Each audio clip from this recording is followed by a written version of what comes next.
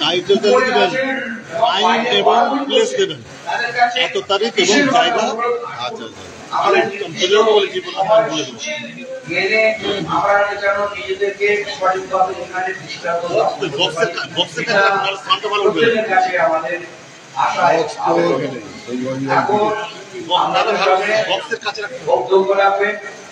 আমাদের সকলের প্রিয় দাদা মাননীয় শ্রী প্রদীপ সরকার মহাশয়।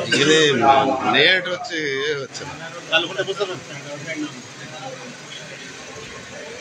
সবাই শান্ত হয়ে গেছে।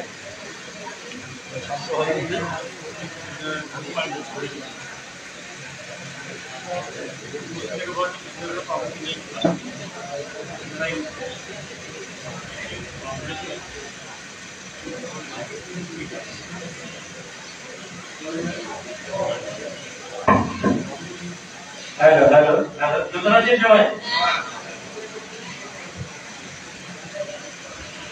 আর যারা আছেন বা উপরে যারা আছে ঘোরাঘুরি করছেন সবাই আসুন, চলে আসুন।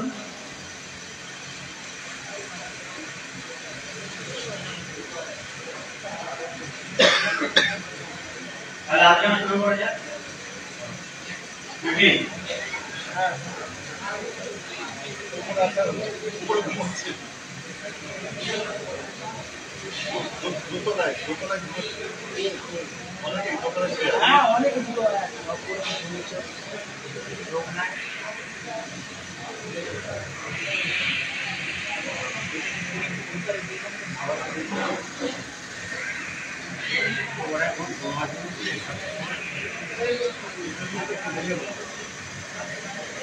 গ্যাসটা ঘুরিয়ে দাও, আপনার পকেটে গ্যাসটা লম্বা করে দিলে সবচেয়ে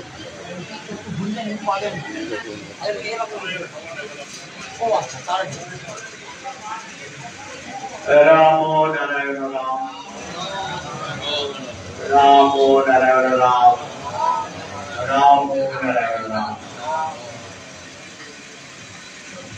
সর্বপ্রথমে আমাদের পরমারাধ্য ঠাকুর শ্রী বালক ব্রহ্মচারী মহারাজের শ্রীচরণে জানাই অনন্ত অনন্ত কোটি প্রণাম। সারা পশ্চিমবাংলার যে সমস্ত মাঠের কর্মীবৃন্দ বিভিন্ন জেলা থেকে এসেছেন, সেই সমস্ত মেধা কর্মীদের জানাই আমার আন্তরিক অবৈদিক অভিনন্দন। রাম নারায়ণ রাম, রাম নারায়ণ রাম, রাম নারায়ণ রাম। আমরা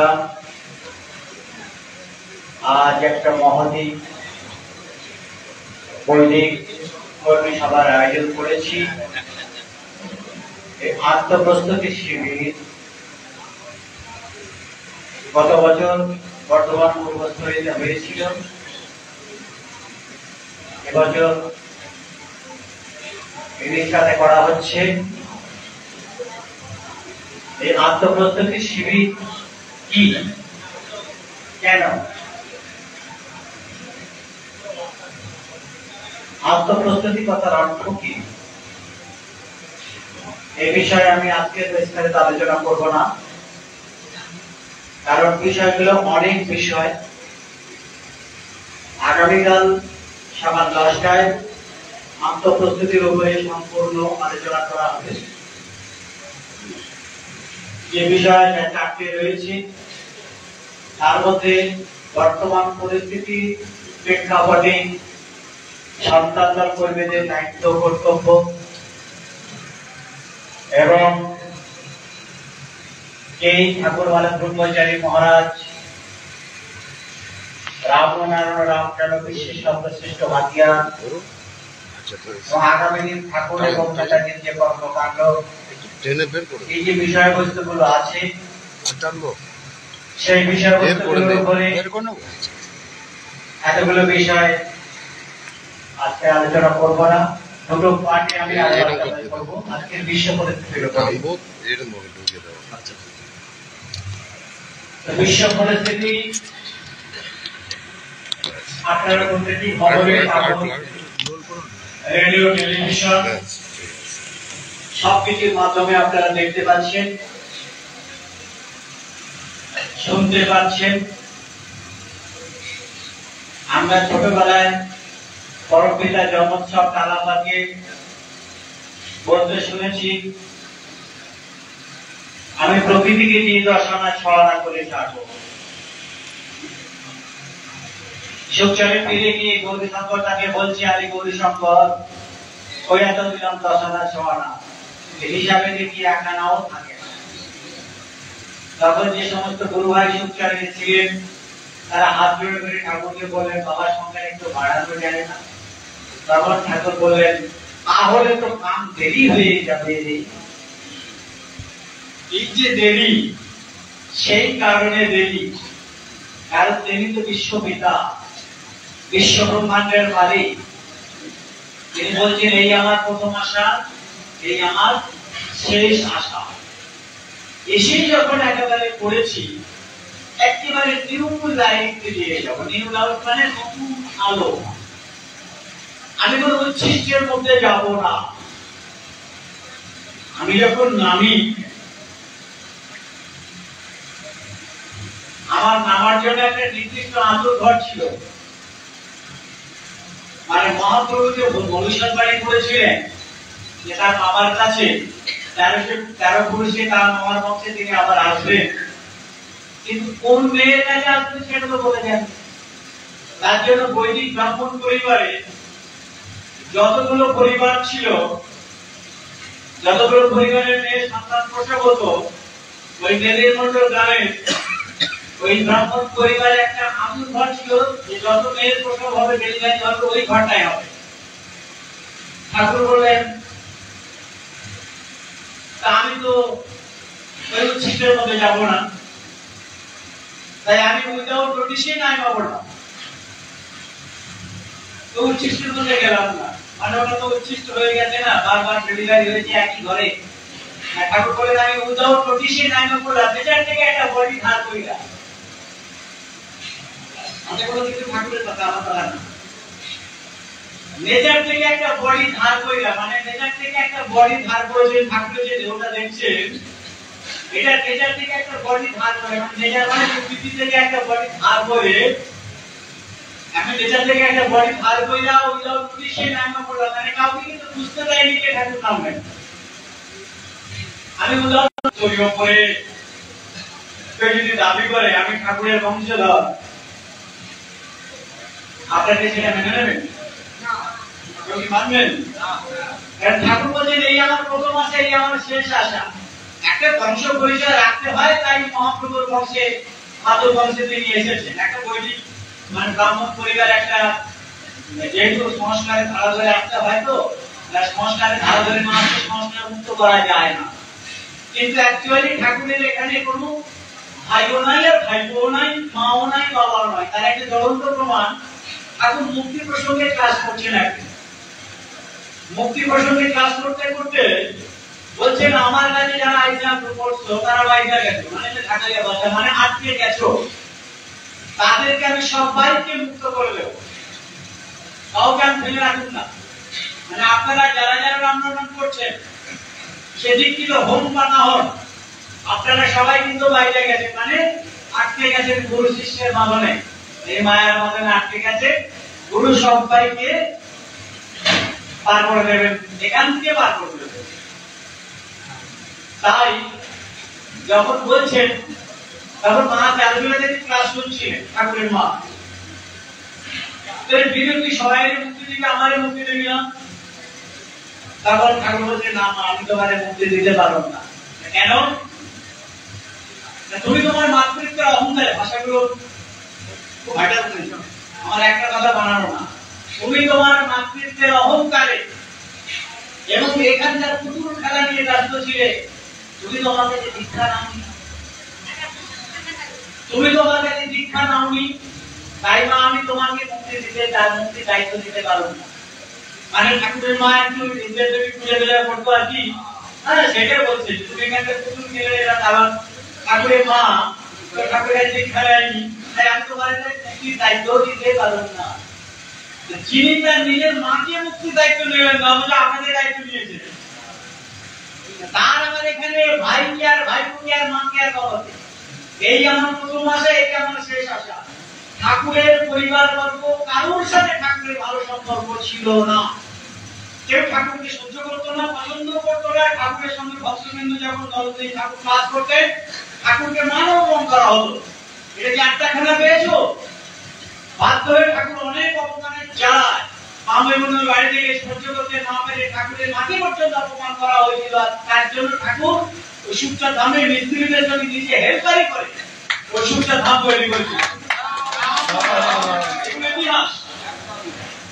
সুতরাং ঠাকুরের এখানে যারা আজকে ভাবছে যে ঠাকুর চলে গেছে আর ফিরবে না, আমরা এই জায়গাটা দখল করবো, এরা দিবা স্বপ্ন দেখছে। আমার কাছে একটা ছবি আছে, রিসেন্ট দেখছিলাম, এর আগেও বেরিয়েছিল। ছবিটা দেখলে আপনারা অবাক হয়ে যাবেন যে কি সাংঘাতিক সাহস। আমি শুধু এদের দেখে অবাক হয়ে যাই।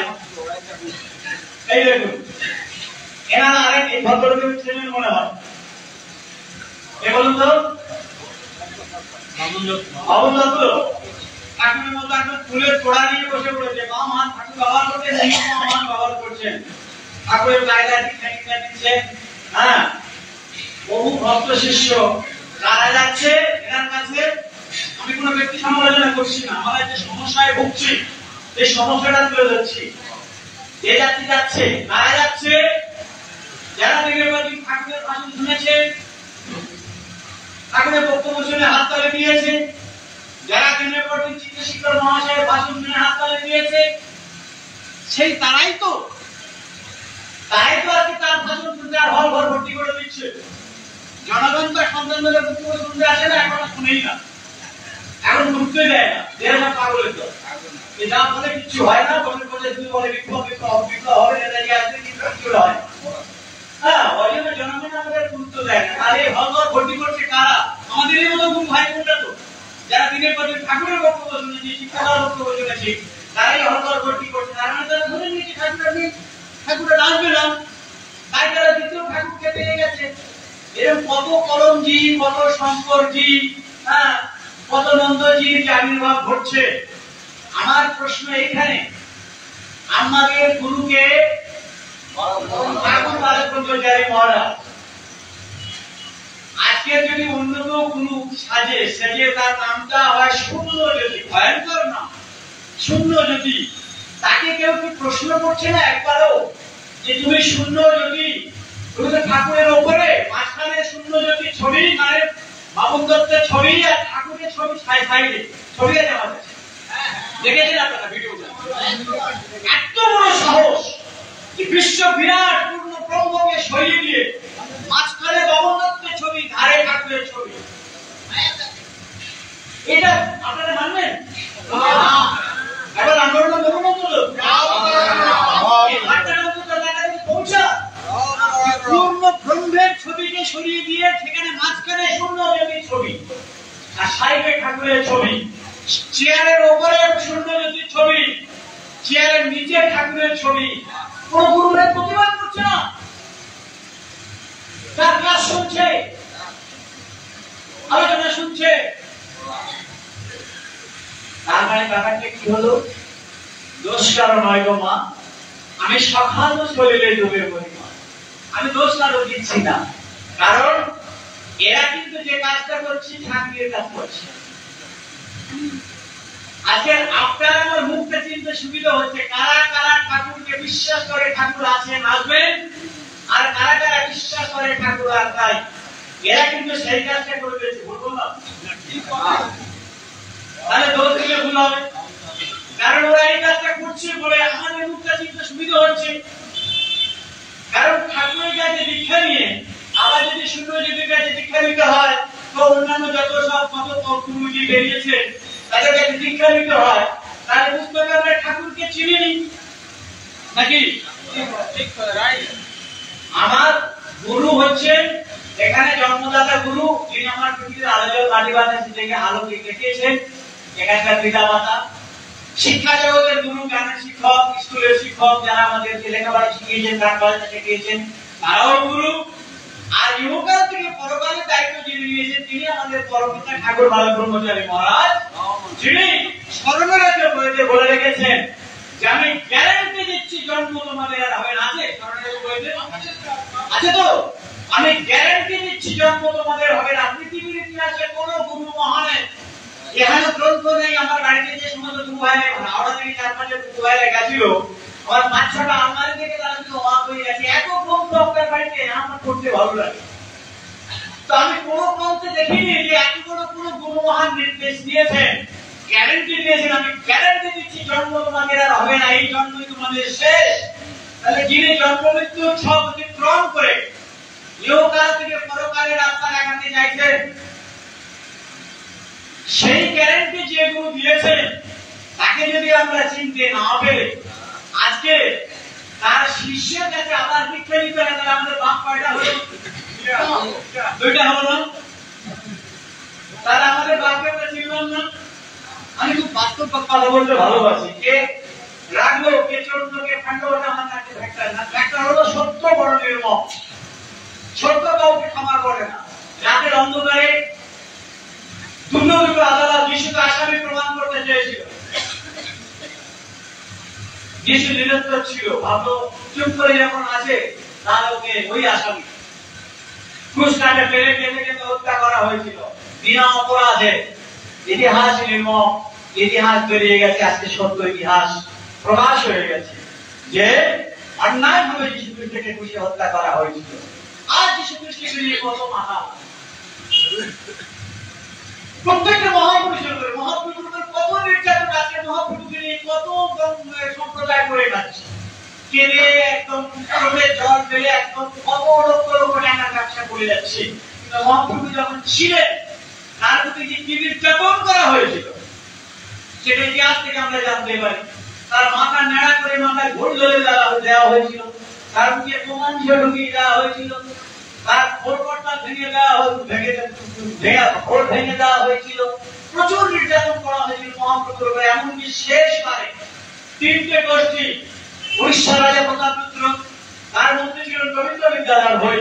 প্রতাপপুত্র যখন মহাপ্রভুর কাছে ভিক্ষা নিয়ে মহাপ্রভুর সঙ্গে নাট্যিকার ব্যস্ত হয়ে পড়লেন, রাজকার্যে তার আর মন নাই, তার মধ্যে রবীন্দ্র বিদ্যাধর ভৈ রাজা হবার লোভে তিনি শঙ্করবাদী গোষ্ঠী, তারাও দেখল যে আমাদের আর মন্দিরে ভক্তরা আসছে না, সব যেখানে মহাপ্রভু সেখানে হাজার হাজার ভক্ত, যেখানে মহাপ্রভু সেখানে হাজার হাজার ভক্ত, তাহলে আমাদের তো ব্যবসা বন্ধ হয়ে যাবে।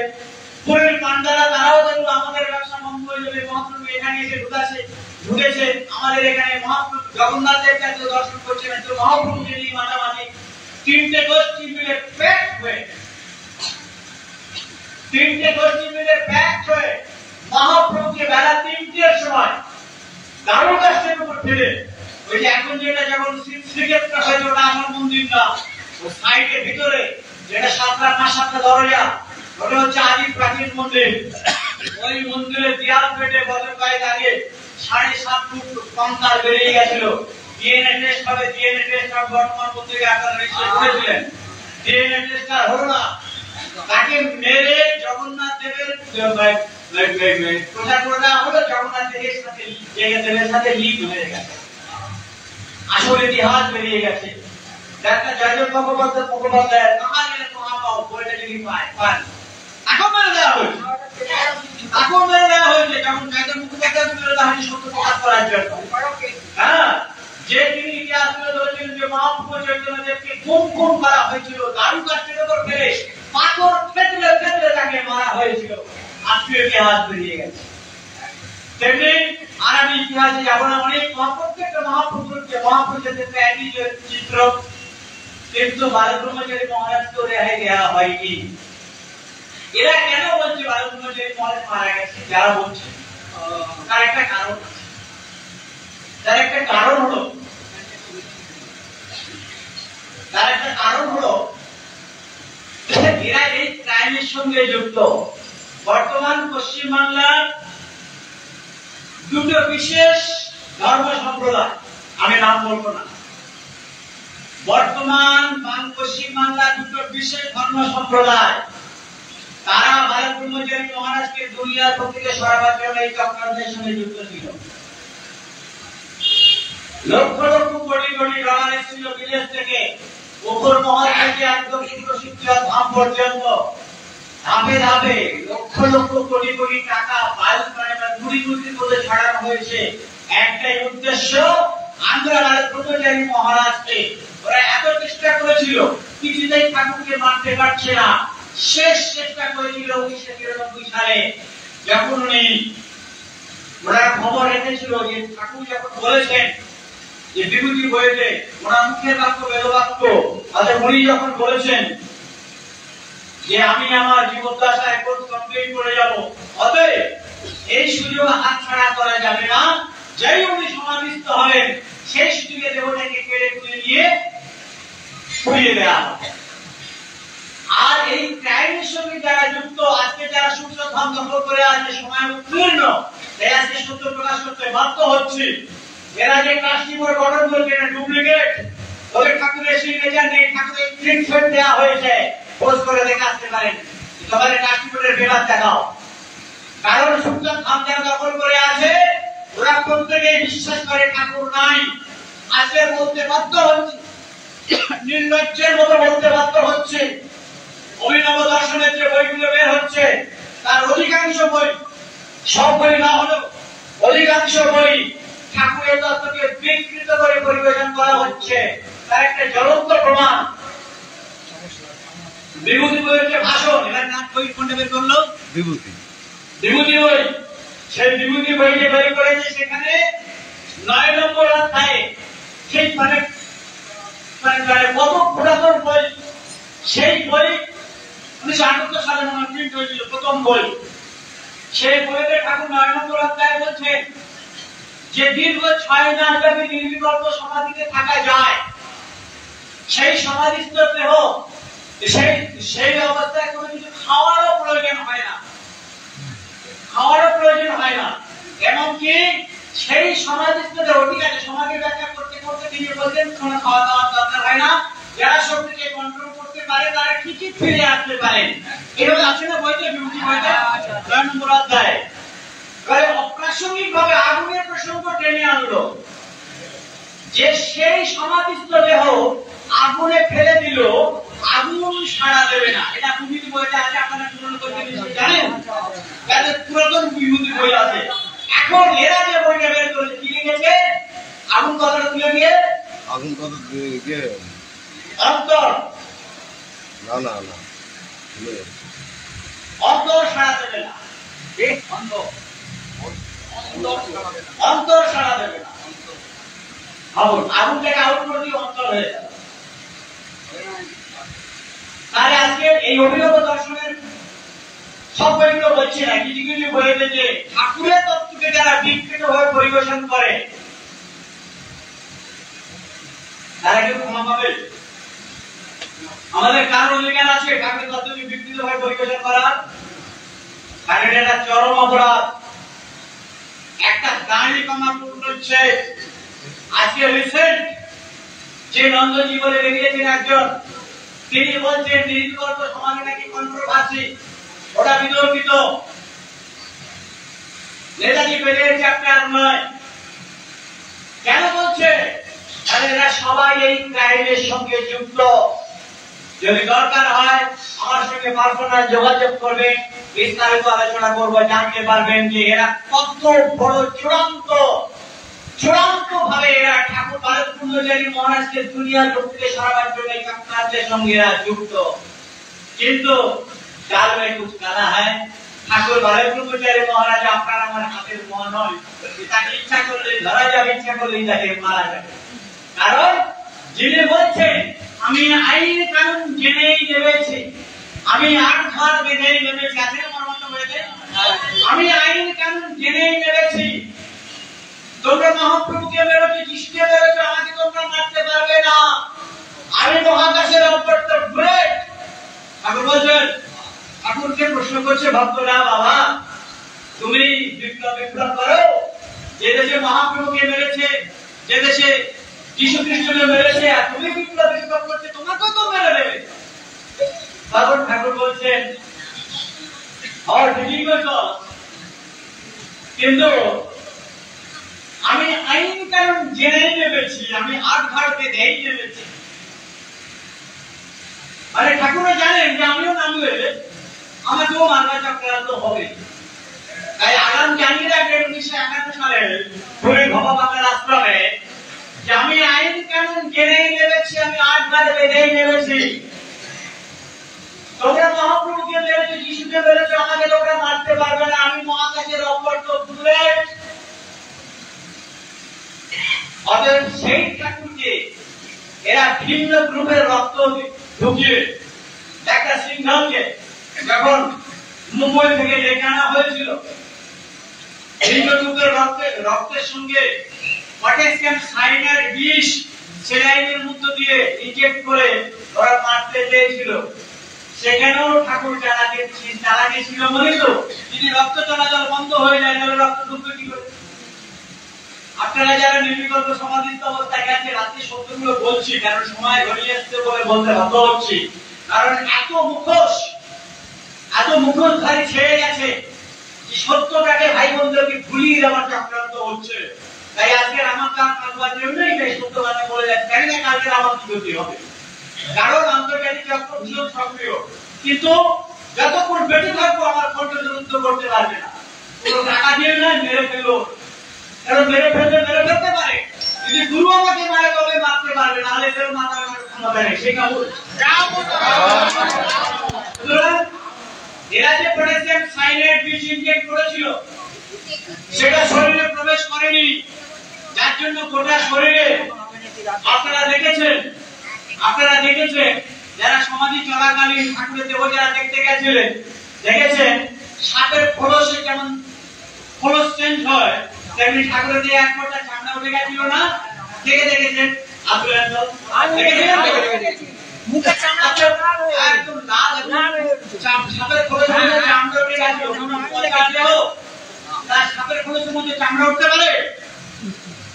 আর খোলসটা যখন উঠে যাচ্ছে লাল লাল ভাব, হ্যাঁ লাল লাল গোলাপি। আরো মিলাকে এক এক গুরু ভাইয়ের মুখে এক এক রকম বর্ণনা। পায়ের তলা দুটো তো সামনে ছিল, হ্যাঁ, কেউ বলছে আমি দেখছি পায়ের তলাটা গোলাপি রঙের, কেউ বলছে আমি দেখছি পায়ের তলাটা লাল রঙের, কেউ বলছে সবুজ রঙের, কেউ বলছে নীল রঙের। কি বড় ভাই বলছে, হ্যাঁ আমি সত্যি বলছি সবুজ রঙের দেখেছি। মানে এই যে ব্যাপারটা, ওই সময়টাতে কি ম্যাজিক হয়েছে। লাইট রাতের বেলা যারা ভিতরে থাকতো, অপু জয়ন্ত থেকে শুরু করে 4-5 জন ছিল, লাস্টে 2 জন ছিল, ওরা ওদের মুখে শোনা। আমি যখন গর্জন পত্রিকা বের করতাম, আমাদের সাক্ষাৎকার নিয়েছিলাম, অপুর সাক্ষাৎকার নিয়েছিলাম, তুমি গর্জন পত্রিকায় কোন সংখ্যা বের করেছিলাম মনে নেই। বলছে জানালা তো খোলা থাকতো গরমের সময় প্রচন্ড, তো পুরো লাইট হয়ে ঢুকতো, ঢুকে বিশাল বিশাল জটায়ুধারী সন্ন্যাসী, মানে এই পৃথিবীর মানুষ না, তারা ঠাকুরের সঙ্গে কথা বলতো। অপুর সাক্ষাৎকার আমি নিয়েছিলাম। কি ভাষায় কথা বলতো ওরা বুঝতে পারতো না, ওরা ধ্যান করতো তো, চোখে যাওয়ার অধিকার ছিল না, শুধু মাঝে মাঝে ফিটি করে দেখে নিত, ওই বাবা এটা কারা।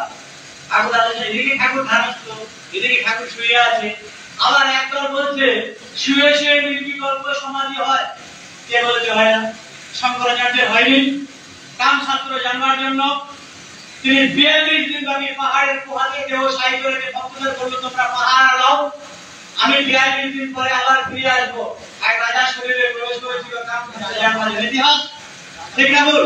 শঙ্করাচার্যের ইতিহাস যারা পড়েছেন, সুতরাং ইতিহাস জানতে হবে। হিমালয়ে যারা বসে আছে 1000 হাজার 2000 5000 10000 15000 বছর ধরে, তারা কি খেয়ে বসে আছে? সুতরাং নির্বিকল্প সমাধি কথাটার উপরে দাঁড়িয়ে আছে গোটা সংখ্যা দল, ঠিক কিনা বল? অবশ্যই আমরা বিশ্বাস করি তো নির্বিকল্প সমাধি মগ্ন হয়েছিলেন ঠাকুর। আর আজকে যারা বলছে 1993 সালের এটা কন্ট্রোভার্সি, এটা বিতর্কিত, এটা নির্বিকল্প সমাধি ছিল না, এটা চিত্তশিল্পের ব্যবসা, চিত্তশিল্পের দায় করেছে। সারা জীবন সব উপায় ঘরে ভাড়া ঘরে পড়েছিল, তিনি একটা রাইটার বিল্ডিং অফিসার, নিজের কিডনির সোনা দানা বিক্রি করে তারা যখন পয়সা দিয়ে গেল, আর লাখ লাখ টাকার কেস দিয়েছিল, দুটো মাত্র কেস দিয়েছিল, এগুলো আপনাদের জেনে রাখা দরকার। সন্তান দলকে দুটো কেস দেওয়া হয়েছিল, একটা হচ্ছে অর্থ আত্মসাৎ আর একটা হচ্ছে অবৈধ অস্ত্র আইন। এই দুটো কেস দেওয়া হয়েছিল সন্তান দলের নামে। যখন কিছুদিনের মাথায়, আজকের অনেক অজানা ইতিহাস বলবো আমি, যেগুলো আপনাদের জেনে রাখা প্রয়োজন, যাতে অন্তত এই অশুভ শক্তির ফাঁদে আপনারা না পড়েন। আজকে চিত্তদা ঠাকুর বাড়িতে বডি ওখানে পৌঁছে যাওয়ার পরে ঠাকুর বাড়িতে চলে এসেছিলেন, যেতে যাই ওখানে ভাই বোনেরা তখনকার কাপড় সন্তান দলের মাথারা তারা বাগান বাড়িতে মিটিং করে চিত্তদাকে দায়িত্ব দেওয়া হয়েছিল যে আপনি সারাই পরিস্থিতিকে সামলাতে পারছেন, আপনাকেই দায়িত্ব নিতে হবে। তিনি কেন ব্যবসা করতে যাবেন? তারপর পুলিশ যখন এসে অ্যাটাক করলো, প্রতিদিনের যা ভাই বোনেরা হাজার হাজার ভাই বোন যাওয়া আসা করতে যে কালেকশন দিত মাত্র 1,05,000 টাকা, সেটা আমার বিল কালেকশনের টাকা।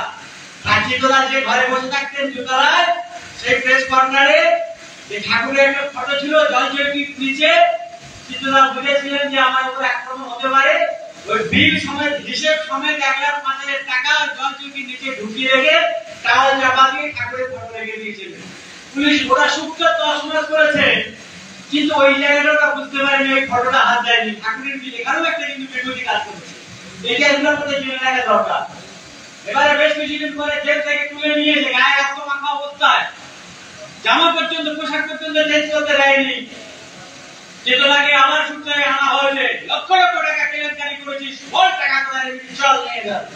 গিয়ে দেখছে চিত্তদার মুখ বিড়বিড় করছে, যদি সেই টাকাটা না পাই তোমার সত্যি এই কেসে ফেঁসে যেতে হবে। তারপর চিত্তদা গিয়ে দেখছে ওই প্রেস কর্নারে ঘরে গিয়ে জলচৌকি নিজে দেখছে একদম পাই টু পাই দিয়ে টাকা হিসেব, একদম বিলের যা কালেকশন, সেই কালেকশনের এ টু জেড কত নম্বর বিলে কত টাকা কালেকশন, 1,05,000 টাকা, সেটা ওই সময়কার কালেকশনের টাকা। তাহলে অবৈধ অর্থ আত্মসাতের কেস ডিসমিস হয়ে গেল। আর অবৈধ অস্ত্র আইন যেটা দেওয়া হয়েছিল তার মধ্যে মাত্র 6খানা ত্রিশূল পাওয়া গেছে। সূর্য ধামে একটা ধাম, ঠাকুরের যেখানে একটা ধাম, ত্রিশূলটা কোনো অস্ত্র আইনের আওতায় পড়ে না। এইগুলো আপনাদের জানা দরকার। ত্রিশূলটা কোনো অস্ত্র আইনের আওতায় পড়ে না। তাহলে দুটো কেসই ডিসমিস। এই হলো ইতিহাস। আচ্ছা, আপনারা একটা কথা বলুন তো, ঠাকুর যদি মরে যায় 93 সালে, তাহলে 17 দিনের মাথায় যে রাজপাল সিং পুলিশ সুপার ছিলেন, তিনি গিয়ে ঠাকুরের বডি দেখে বললেন যে I respect him and I expect him, মানে আমি ওনাকে সম্মান করি এবং আশাও করি উনি ফিরবেন। একটা পুলিশ সুপার, তিনি তো সন্তান দলের কর্মী না। তিনি কেন বলেছিলেন? তখনকার সময় তো খবরের কাগজগুলো বেরিয়েছিল নাকি? তাহলে তিনি কেন বললেন যে I respect him and I expect him? এমনকি ওই দিন আর একটা বিদায়ী ঘটনা ঘটেছিল 17 দিনের মাথায়। হাওড়ার বাড়িতে হয়ে বেড়ে ঠাকুর খেয়েছিলেন, স্বপ্ন দিয়েছিলেন তোর বাড়িতে আমি মুক্তির যাবো খাবো, মানে 16 দিনের মাথায় খাওয়া দাওয়া করে 17 দিনের মাথায় পায়খানা করেছিলেন।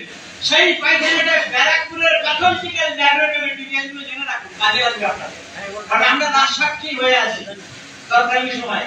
ব্যারাকপুরের প্যাথলজিক্যাল ল্যাবরেটরিতে চেক করে ল্যাবরেটরি রিপোর্ট বলছে এটা একটা সুস্থ মানুষের পায়খানা, এতে 3 থেকে 4 ভাগ লোহিত রক্ত কণিকা আছে। কোন মরা মানুষ, পচা মানুষ 17 দিনের মাথায় পায়খানা করতে পারে?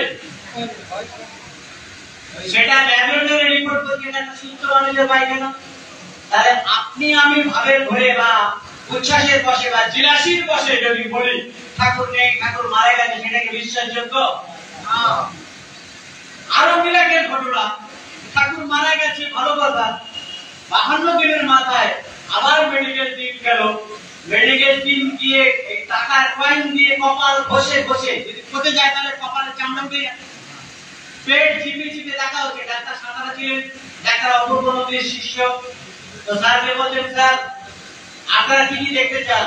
প্রথমে টাকার কয়েন দিয়ে কপাল ঘষা হচ্ছে 52 দিনের মাথায়। খেয়াল করুন, যেখানে 3 দিন দেখা যায় না, সেখানে 52 দিনের মাথায় টাকার কয়েন দিয়ে কপাল ঘষা হচ্ছে, চুল দাড়ি টেনে টেনে দেখা হচ্ছে। মানে পচে গেলে তাকে লোক খুশি যাবে, চুল দাড়ি কিছু করছে না। পেট চিপে চিপে দেখছে, যদি মন দাড়ি নাড়িগুড়ি পচে যায় পায়ে দাঁত দিয়ে বেরিয়ে যাবে।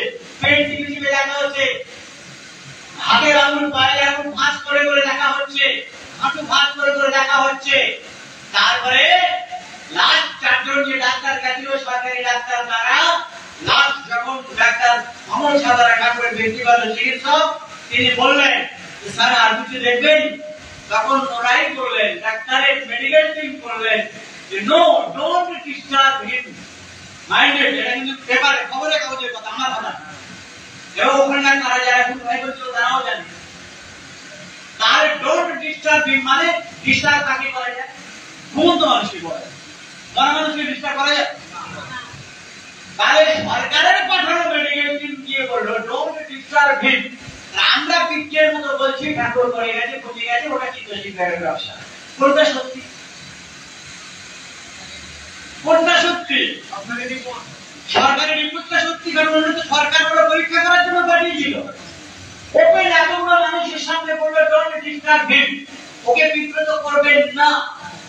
তারপরে রাতের বেলা যেহেতু গুরু শিষ্যের ব্যাপার, ডাক্তার সাঁতারা ডাক্তার অপূর্ব মন্ত্রীকে ফোন করলেন, স্যার আপনারা রিপোর্টে কি লিখলেন? যদিও সরকার পক্ষ থেকে প্রকাশ হয়নি, ব্যক্তিগতভাবে উনি জেনেছিলেন, 3টে অর্ডার লিখেছিলেন। একটা হচ্ছে নো ফাউল অর্ডার, মানে নো কোনো বাঁচা বন্ধ ছিল না, যেখানে পচে গেছে, বায়ু দূষণ হচ্ছে, পরিবেশ দূষণ হচ্ছে, গোটা পেপারে পেপারে ছাইলাভ করছে। যারা করছে কোনো পেপারে করেনি, একমাত্র আজকাল পত্রিকা। এই আজকাল পত্রিকা একটা জলপাত্রদের বলি, আজকে আমি যেগুলো বলবো সব কিছু আপনাদের একটু নতুন নতুন লাগবে। এই আজকাল পত্রিকার সম্পাদক ছিলেন অশোক দাশগুপ্ত, মাইন্ডে নোট করে রাখবেন, অশোক দাশগুপ্ত।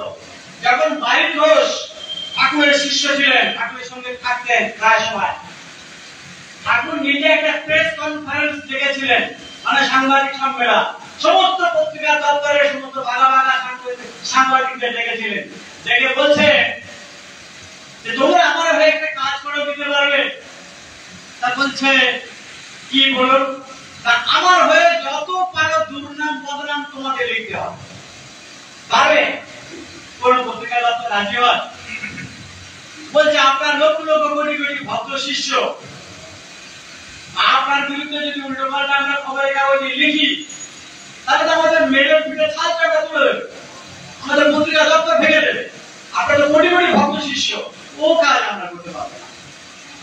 তখন এই আজকাল পত্রিকার মানে সম্পাদক অশোক দাশগুপ্ত ছিলেন আমার ঠাকুরের শিষ্য। উনি তখন দাঁড়িয়ে উঠে বললেন, গুরুদেব, যেহেতু উনি ঠাকুরের দীক্ষিত ছিলেন, গুরুদেব এই দায়িত্বটা আমি নিচ্ছি। এটা ইতিহাস। দোষ তৈরি করলাম যে আমি দোষ দিলে ভুল হবে, দোষ কারো নয় গো মা, আমি সাঁতার শরীরে ঢুকে বলি না, কাউকে দোষ দেওয়া যাবে না। তার নিয়ম অনুযায়ী যে যার যেটুকু নাটকের দায়িত্ব, সেই নাটকের দায়িত্ব পালন করেছে। তাহলে আসল অশোক দাশগুপ্ত দাঁড়িয়ে করে, ঠিক আছে দায়িত্বটা আমি নিচ্ছি। ঠাকুরের সম্পর্কে ওই সময় যত মিথ্যা কথা, অপপ্রচার, এমনকি মানে যা ভাষায় আনা যায় না, ওরাই প্রচারটা খুব বেশি করেছিল। এটা হচ্ছে ঘটনা। যাই হোক, প্রসঙ্গে আসি। ওরা লিখলো পচে গেছে, গলে গেছে, ভালো কথা। 2 নম্বর রিপোর্ট লিখেছে নো ফাউলার, কোনো বাজার বন্ধ নেই, মেডিকেল টিমের রিপোর্ট। 3, ডিকিং, দেহ যেখানে পচে ফুলে ঢোল হয়ে যাওয়ার কথা, সেখানে দেহ শুকিয়ে যাচ্ছে, মানে দেহ শুকনো হয়ে যাচ্ছে। আর 3, একটা হচ্ছে নো ফাউলার, 3 হচ্ছে ডিকিং, আর 3 হচ্ছে ফ্লেক্সিবল, মানে দেহ নমনীয় কমনীয়। যেমন এই যে নমনীয় কমনীয়, যেমন আপনারা আমার হাতে ভাগ করা যাচ্ছে। এই 3টে রিপোর্ট সরকার থেকে যদি প্রকাশ হয়, সরকার করে যাবে। আজকে মাননীয় সুভাষ চক্রবর্তীর মৃত্যুর রহস্য নিয়ে আজকে আমি বলতে চাই না, উনি কিন্তু শেষের দিকে একটা কথা বলে ফেলেছিলেন, মুখ খুলে, মুখ কষ্টে, যে আমি যদি মুখ খুলি 24 ঘন্টার মধ্যে সরকার করে যাবে। সুভাষ চক্রবর্তী বলে ফেলেছিলেন, আমি যদি মুখ খুলি 24 ঘন্টার মধ্যে সরকার করে যাবে। ওনার দিদির বাড়িতে যখন নাম কীর্তন হয়, উনি গেছিলেন ঠাকুরের নামে, মানে সুভাষ চক্রবর্তী দিদি ছিলেন ঠাকুরের দীক্ষিত। সুভাষ চক্রবর্তী ঢুকতে দেবে না, তুই খবরদার, তুই আমার গুরুর সঙ্গে যা ব্যবহার করেছিস, খবরদার তুই আমার এই বাড়িতে নামে ঠাকুরের নামে আসবি না। তখন দিদিকে একটা কথা বলেছিল, দিদি আজ তুই আমাদের আগাড়ি করে আমার ঠাকুরের নামে ঢুকতে দিচ্ছিস না। আমি যে সন্তানদেরকে কত বড় উপকার করেছি, যেদিন জানতে পারবি সেদিন আমাকে তোরা ভুল বুঝবি না। ইতিহাস নোট করে রাখুন, আগামী দিন মিলিয়ে নেবেন, কারণ ইতিহাস বড় নির্মম। ইতিহাস আলোয় আসবে আজ হোক না হোক। তো যাই হোক, ঠাকুরের দেহ নিয়ে গেল, নিয়ে গিয়ে ওরা পুড়িয়ে দেওয়ার চেষ্টা হলো, কিন্তু সেখানেও গন্ডগোল।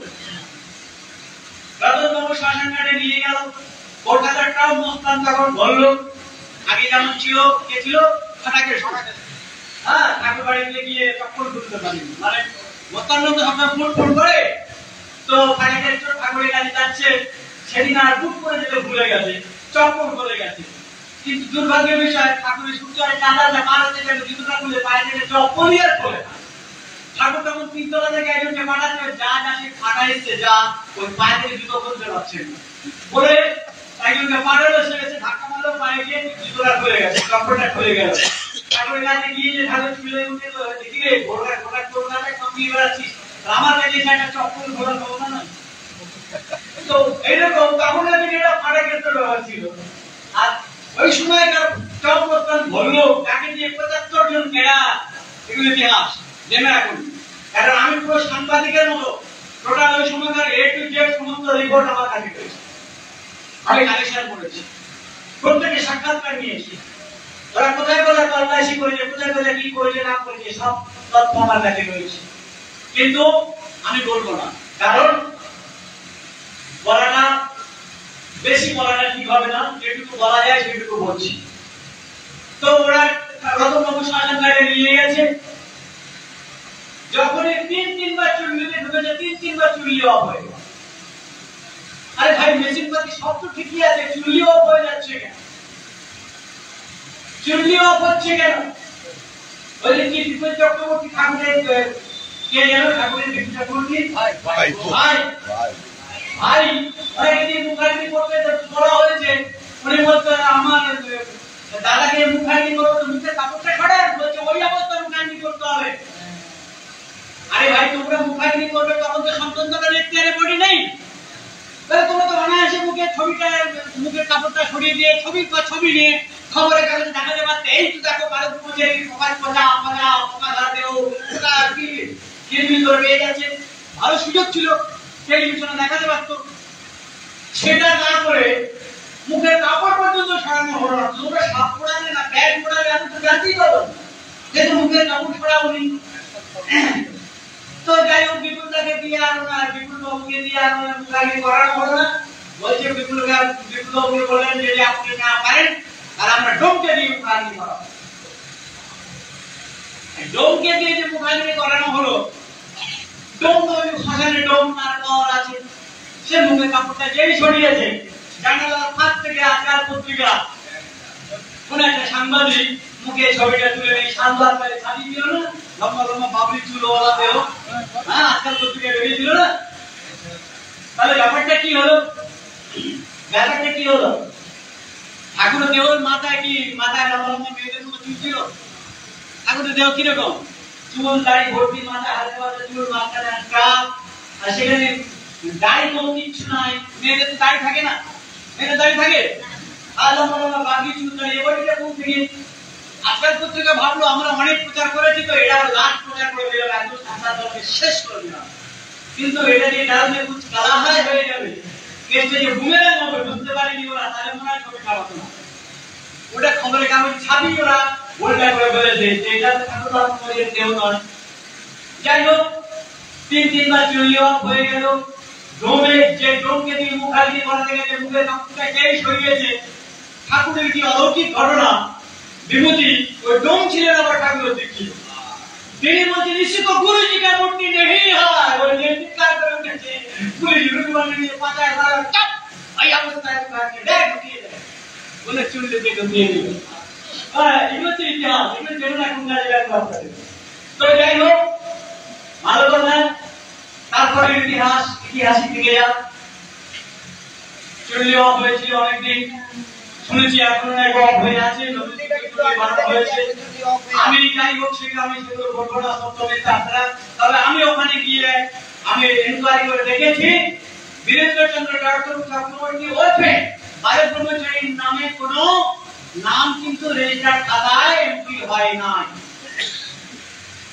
1993 সালে 30শে জুন 30শে জুন সারাদিনের রেজিস্টার খাতায় রতননগর শ্মশান ঘাটে বালক ব্রহ্মচারী ওরফে বীরেন্দ্রচন্দ্র চক্রবর্তী নামে ডেথ সার্টিফিকেট না হলে তো যেমন আমরা ডাক্তারি করি ডেথ সার্টিফিকেট দিলে তবে ওরা পড়াবে।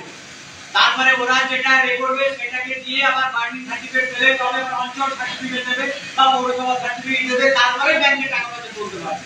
এটা সিস্টেম। তো সেখানে সার্টিফিকেট যদি ডেথ সার্টিফিকেট একটা ব্যক্তির তিনবার সার্টিফিকেট আছে, একটা 8 এপ্রিল একবার ডেথ সার্টিফিকেট ইস্যু করা হয়েছে। এগুলো ইতিহাস আপনারা জেনে রাখুন। ঠিক দিনের মধ্যে ঘটনা আছে। ঠাকুরের তিনবার ডেথ সার্টিফিকেট ইস্যু করা হয়েছে। তো ওখানে ডেথ সার্টিফিকেট ইস্যু করতে পারেনি, তার জন্য ঠাকুরকে পড়াতে পারেনি বা ওখানে নিয়মান্তি করতে পারেনি। ডেথ সার্টিফিকেট না দিলে ওরা পড়াতে তারপর আপনার সেটা হলো প্রশ্ন, কিন্তু নাম জানলে কি হবে? নামে কি হয় না। অতএব বাকিটা প্রশ্ন চিহ্ন রেখে গেলাম। এই আজকের যারা আদা জল খেয়ে নেমেছে, যে বালক ব্রহ্মচারী মহারাজ তিনি মারা গেছেন, তিনি আর ফিরবে না, ওই যেহেতু জীবনে ফিরবে না এরকম প্রচার করে আজকে যে এত গুরুর আমদানি হচ্ছে, এরা ভাবছে যে সন্তান দলকে, এবং আমরা একটা নগর কীর্তন করতে গেলে একটা সামান্য টাকা শুনো তো দূরের কথা, একটা মানে টোটো রিজার্ভ করতে পারি না, তার ড্রাইভার করো, তার তেল খরচ জোগাড় করতে পারি না, ঠিক কিনা? হ্যাঁ, এটা মাইক খরচ জোগাড় করতে পারি না। আর এখন তো গাড়ি বের করছি, বাবা টাটা শুভনি, একটা পৌরটা মিটে পড়ো টাটা শুভনি, এত টাকা আসছে কোথেকে? একটা তো গাড়িতে একজন দুজন করে, এত টাকা আসছে কোথেকে? এইরকম ভাবে টাকার পাহাড় ছড়িয়ে গোটা সন্তান দলকে ম্যাচ করবার জন্য একটা গভীর ষড়যন্ত্র চলছে। আমি সেই সমস্ত ষড়যন্ত্রকারীদের উদ্দেশ্যে জানাতে চাই, আপনারা কান খুলে শুনে রাখুন। আজকে যারা ফেসবুক লাইভ করছেন তাদের মাধ্যমে আমি এই বার্তাটা দিতে চাইছি, যারা সন্তান দল সংগঠনটাকে এখনো যারা কবি পাহাড় প্রমাণ বিশ্বাস নিয়ে অপেক্ষা করে আছেন, ঠাকুর আছেন, আসবেন, তিনি তার প্রারব্ধ কাজ কমপ্লিট করে যাবেন, এই বিশ্বাসের জায়গা যারা ফাটল ধরিয়ে সন্তান দলকে ধ্বংস করবার চক্রান্তে মেতে উঠেছেন, আপনারা দিবা স্বপ্ন দেখছেন। দিবা স্বপ্ন পর্যন্ত ভোরের স্বপ্ন হলে তো বাস্তবায়িত হয়, কিন্তু দিনের বেলা স্বপ্ন কাজে হয়। আজকে যারা এই চক্রান্ত করছে এরা দিবা স্বপ্ন দেখছে। বালক ব্রহ্মচারীকেও মানা যাবে না, নেতাজিকেও খতম করা যাবে না, আর সন্তান দলকেও ধ্বংস করা যাবে না।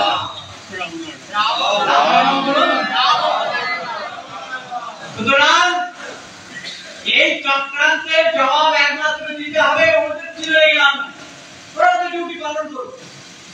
কারণ আপনাদের মুখটা চিন্তা সুবিধা হবে যে কৌরব পক্ষে নাকি পাণ্ডব পক্ষে, এটা চেনা সুবিধা। যখন কুরুক্ষেত্র যুদ্ধ শুরু হবে, ঠিক সেই কুরুক্ষেত্র যুদ্ধ শুরুর আগে প্রাক মুহূর্তে মানে আক্রমণ শুরু হবে, সেই সময় হঠাৎ কোথায় কিচ্ছু নেই, হরণ করে যুধিষ্ঠির কৌরব পক্ষের দিকে কৌরব শিবির থেকে এগিয়ে যাচ্ছে। ওর জন্য তো মাথা খারাপ হয়ে গেছে, দাদা কি মাথার গন্ডগোল হয়েছে, একটু পরে আক্রমণ শুরু হবে, দাদা হঠাৎ কৌরব শিবিরের পক্ষে যাচ্ছে, আমি আক্রমণ করে দিতে পারে।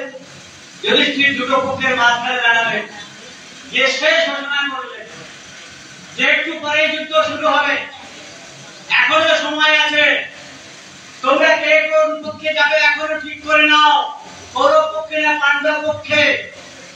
তখন কৌরব পক্ষ থেকে যুযুৎসু, একমাত্র যুযুৎসু গিয়েছিলেন, এসে বললেন, হাত তুলে বললেন যুধিষ্ঠিরকে আমি পাণ্ডব পক্ষে যেতে রাজি। দুটো পক্ষ ফাইনাল, আক্রমণ শুরু। তেমনি আজকের সেই পিরিয়ড চলছে।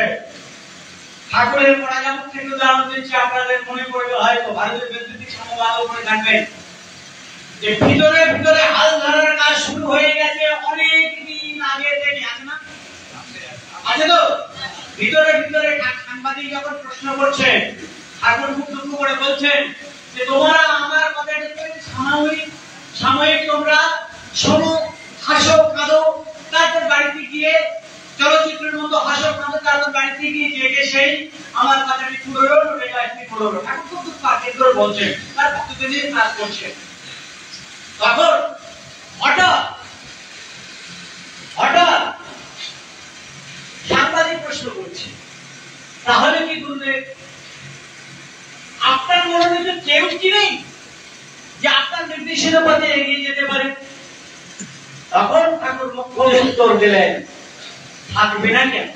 থাকলেও থাকতে পারে, তবে তাদের কাজ বন্ধ নেই। কথাটা মাথায় গেঁথে রাখুন, কথা আমার কথা নয়। ভিতরে ভিতরে হাল ধরার কাজ শুরু হয়ে গেছে অনেকদিন আগে থেকেই। ভিতরে ভিতরে হাল ধরার কাজ শুরু হয়ে গেছে অনেকদিন আগে থেকে। এই জনসমুদ্রের ভিতরে একটা কঠিন চর যাচ্ছে। একদিন যাদের দাপটে সব ঠান্ডা হয়ে যাবে। আজকে ঘুড়ি তুমি যতই উড়ো, চেষ্টা মারো, করো বাড়াবাড়ি, লাটাই হাতে বসে আছেন ভালো কুটুম বসে। যে তাই কিছু করুক না কেন, যতই অপচেষ্টা করুক না কেন, এদের যদি এই রোলটা দেওয়া হয়েছে, তা না হলে যুধিষ্ঠির যখন শাসনের স্বর্গে গেলেন, গিয়ে থেকে দুর্যোধন সিংহাসনে বসে। যুধিষ্ঠির তো গেছে মাথাটা গরম হয়ে, এই শয়তানটা এখানে কেন? আমি সশরীরে যুধিষ্ঠির স্বয়ং ধর্মরাজ, আমি স্বর্গে আসলাম, এই সমস্ত বংশ নির্বংশ করে দিয়েছে, আর সিংহাসনে বসেছে।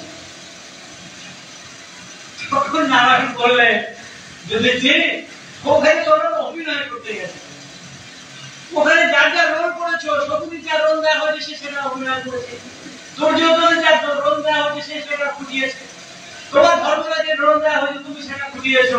প্রত্যেকের চরিত্র তোমরা প্রত্যেকেই ভালো অভিনয় করেছো, কিন্তু সবচেয়ে দুর্যোধন তার অভিনয় ফার্স্ট হয়েছে। ব্যাপারটা বুঝলেন? এটা মহাভারতের ঘটনা। দুর্যোধন তার অভিনয় ফার্স্ট হয়েছে, তাই ও সিংহাসন দখল, ও সিংহাসনটা পাওয়ার জন্য। আজকে যারা সন্তান দলের বিরোধী কথাবার্তা বলছে বা সন্তান দলকে ধ্বংস করার চক্রান্তে বেরিয়ে উঠেছে, এদের পিছনে গালাগালি করে, তারা গালাগালি করছে, আপনারাও গালাগালি করছে, এরা একদম করবেন না। তারাও সমালোচনা করছে, আপনারাও সমালোচনা করছেন, এটা করবেন না। কেন? আমাদের আদর্শ এটা নয়। ঠাকুর কি বলছেন? তোমরা সবের মাত্রা, সব মানে কি? মরা শিব কেমন সব হয়ে থাকতো। শিবকে ঠাকুর এত গুরুত্ব দিয়েছেন কেন? শিবকে তো যদি গালাগালি করতো রাখতো না, তাকে নিয়ে যে যা পারতো সমালোচনা করতে রাখতো না। তো এই সবের মাত্রা নিতে হবে। মরা যদি গালাগালি করে সে কি বলবে? ঠাকুর বলছে তোমরা সবের মাত্রা নাও, সবের মাত্রা নাও। তোমাদের উপর থেকে রোনা চালিয়ে দাও, তবু তোমরা পাল্টা প্রতিবাদ করবে না। কারণ তোমাদের আদর্শ, তোমাদের ধর্ম চুপ করে থাকা। তোমাদের উপর যদি অযথ উৎপীড়ন চলে, দেখবে জনস্রোত একদিন হু করে এগিয়ে আসবে। কোন পড়াশোনা আপনি আছে? বর্ডার গার্ড দিয়ে যাওয়া পড়াশোনা আছে না? ঠাকুরের 93 সালে ঘটনা ঘটল। 1979 সালে 14 বছর আগে ঠাকুর মারা যাবে ঘোষণা করলেন। কি ঘটনা ঘটবে? তার ধাম আক্রমণ হবে, তার ধাম আক্রমণ কিভাবে হবে, এবং তারা ডাকাতের বেশে, পুলিশের ছদ্মবেশে যেভাবে আজ নৌকা যোগে বা জলযোগে বা হাঁটা পথে যেভাবে, জলপথে বা জলপথে যেভাবে আসুন না কেন, তোমরা তাদেরকে আসতে দাও। তোমরা তাদেরকে ওয়েলকাম করবে। এটা হয় কখনো?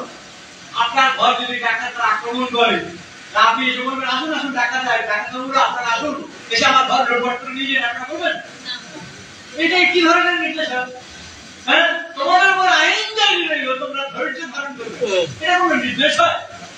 তোমার ধাম আক্রমণ হবে আর তুমি তোমার সন্তানদের বলছো তোমাদের উপর আইন জারি রইল, তোমরা ধৈর্য ধারণ করবে, পাল্টা কুত্তাঘাত করবে না। তার মানে মাত্রা পাতা হলো।